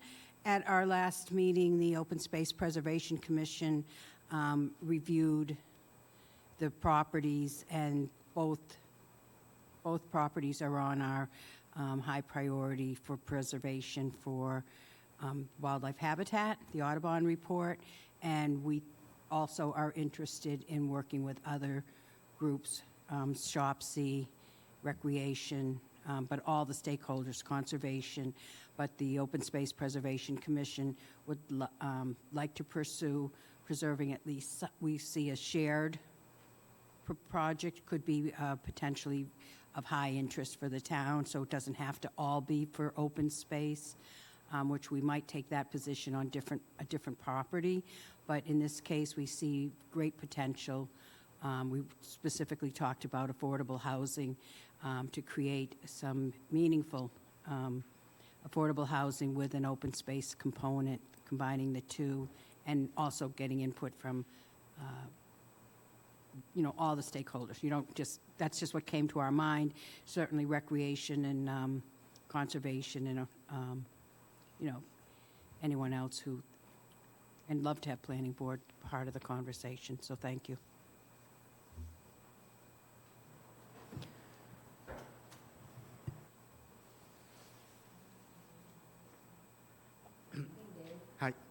Hi, Dave Johnson, 9 Jericho Hill Road. I am part of the property owners there, but I'm not here tonight speaking of that. I'm speaking on my behalf as a town resident, and out of the 24 or 27 property owners, the only full-time resident in town. I would hope the town would find some use for it instead of what they're talking about. But, thank you. Thank you. Thank you, Dave, for sticking around to the end of the meeting to say that. Very much appreciated. So anything else on this? We look forward to Lisa working with the...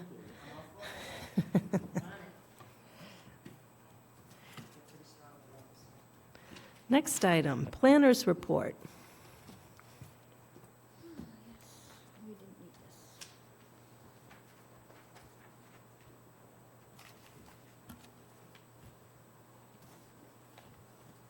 So, just a few things to catch up on.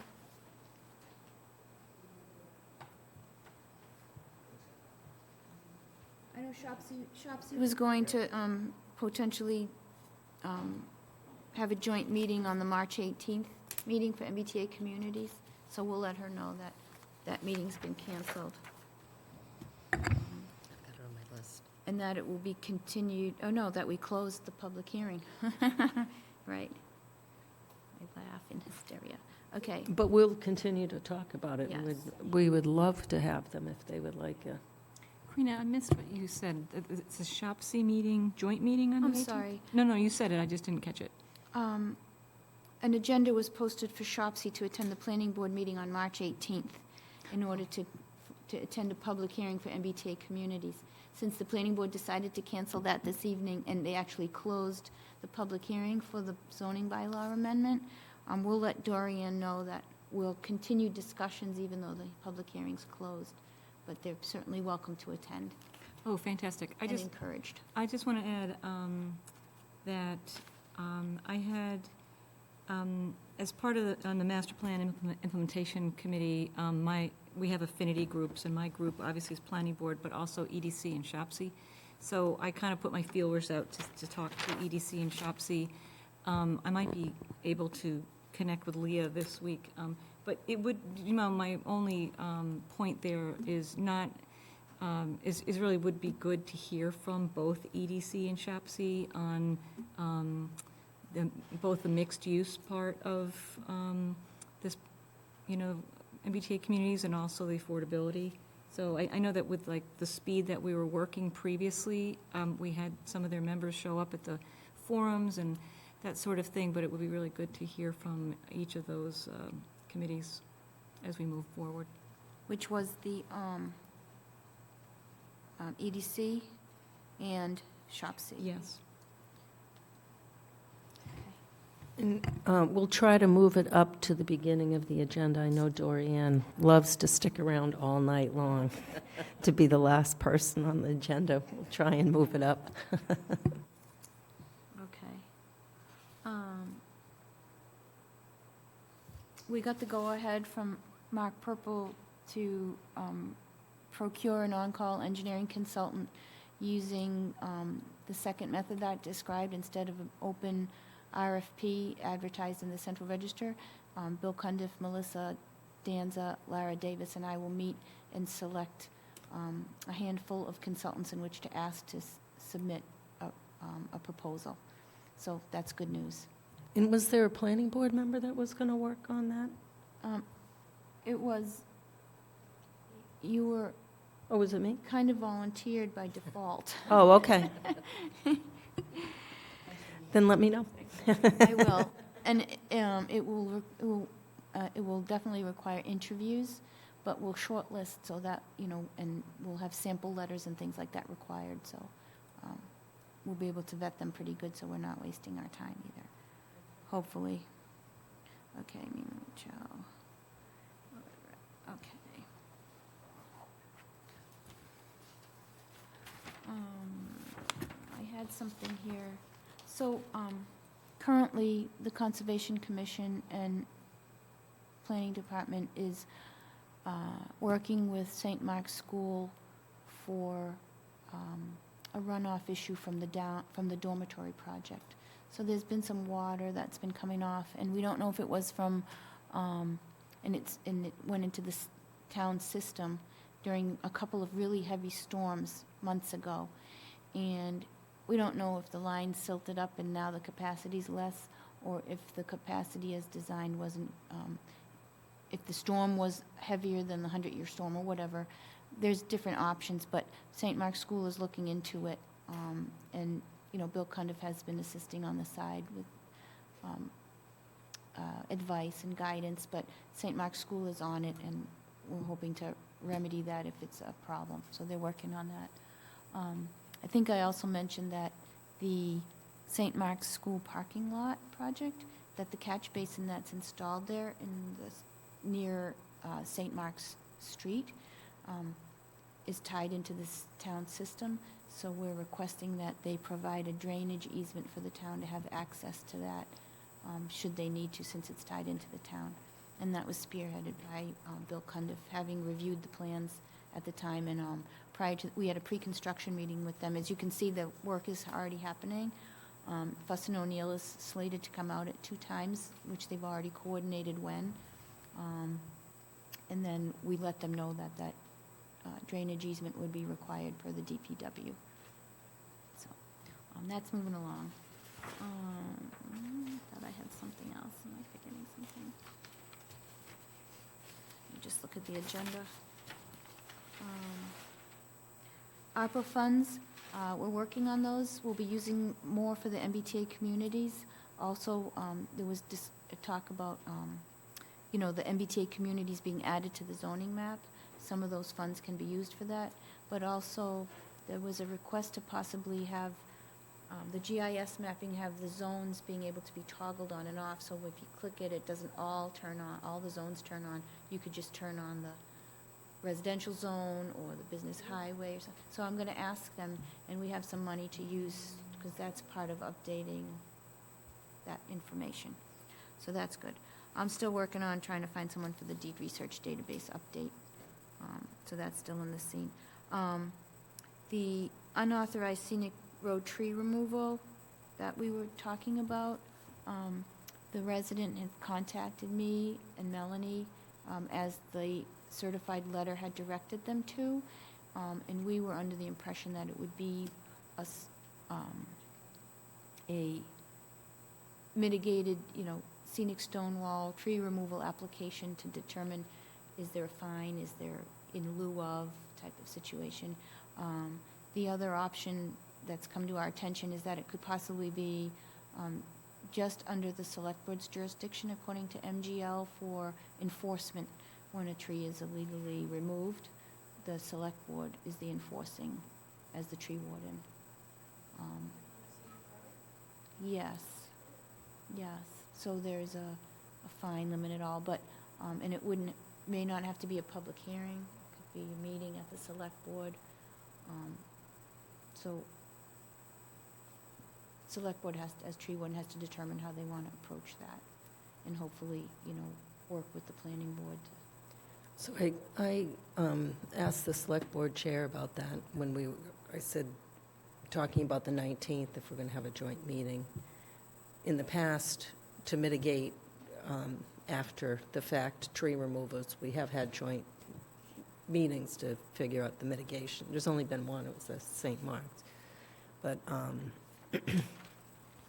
so the chair said that the planning board has no enforcement jurisdiction, which under Chapter 87 we don't, it's the tree warden. But I was just wondering if they wanted help moving this forward, but evidently they don't. And it's unclear what the next step is. He said he'd get back to me. Okay. And I think I covered everything. We have one set of minutes. Thanks, Karina. I make a motion to approve the February 12th, 2024 minutes. I second.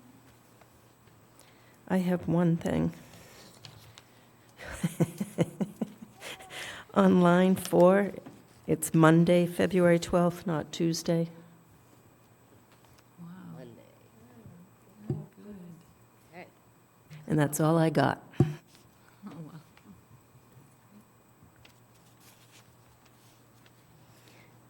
Any more discussion? Seeing none, all in favor. Latrell, yes? Houlihan, yes. As amended? Yes. Demiria, yes. Brasher, yes. I make a motion to adjourn the meeting. I second. I have a motion and a second. Any long discussion on that? Seeing none, all in favor. Latrell, yes? Houlihan, yes. Demiria, yes. Brasher, yes.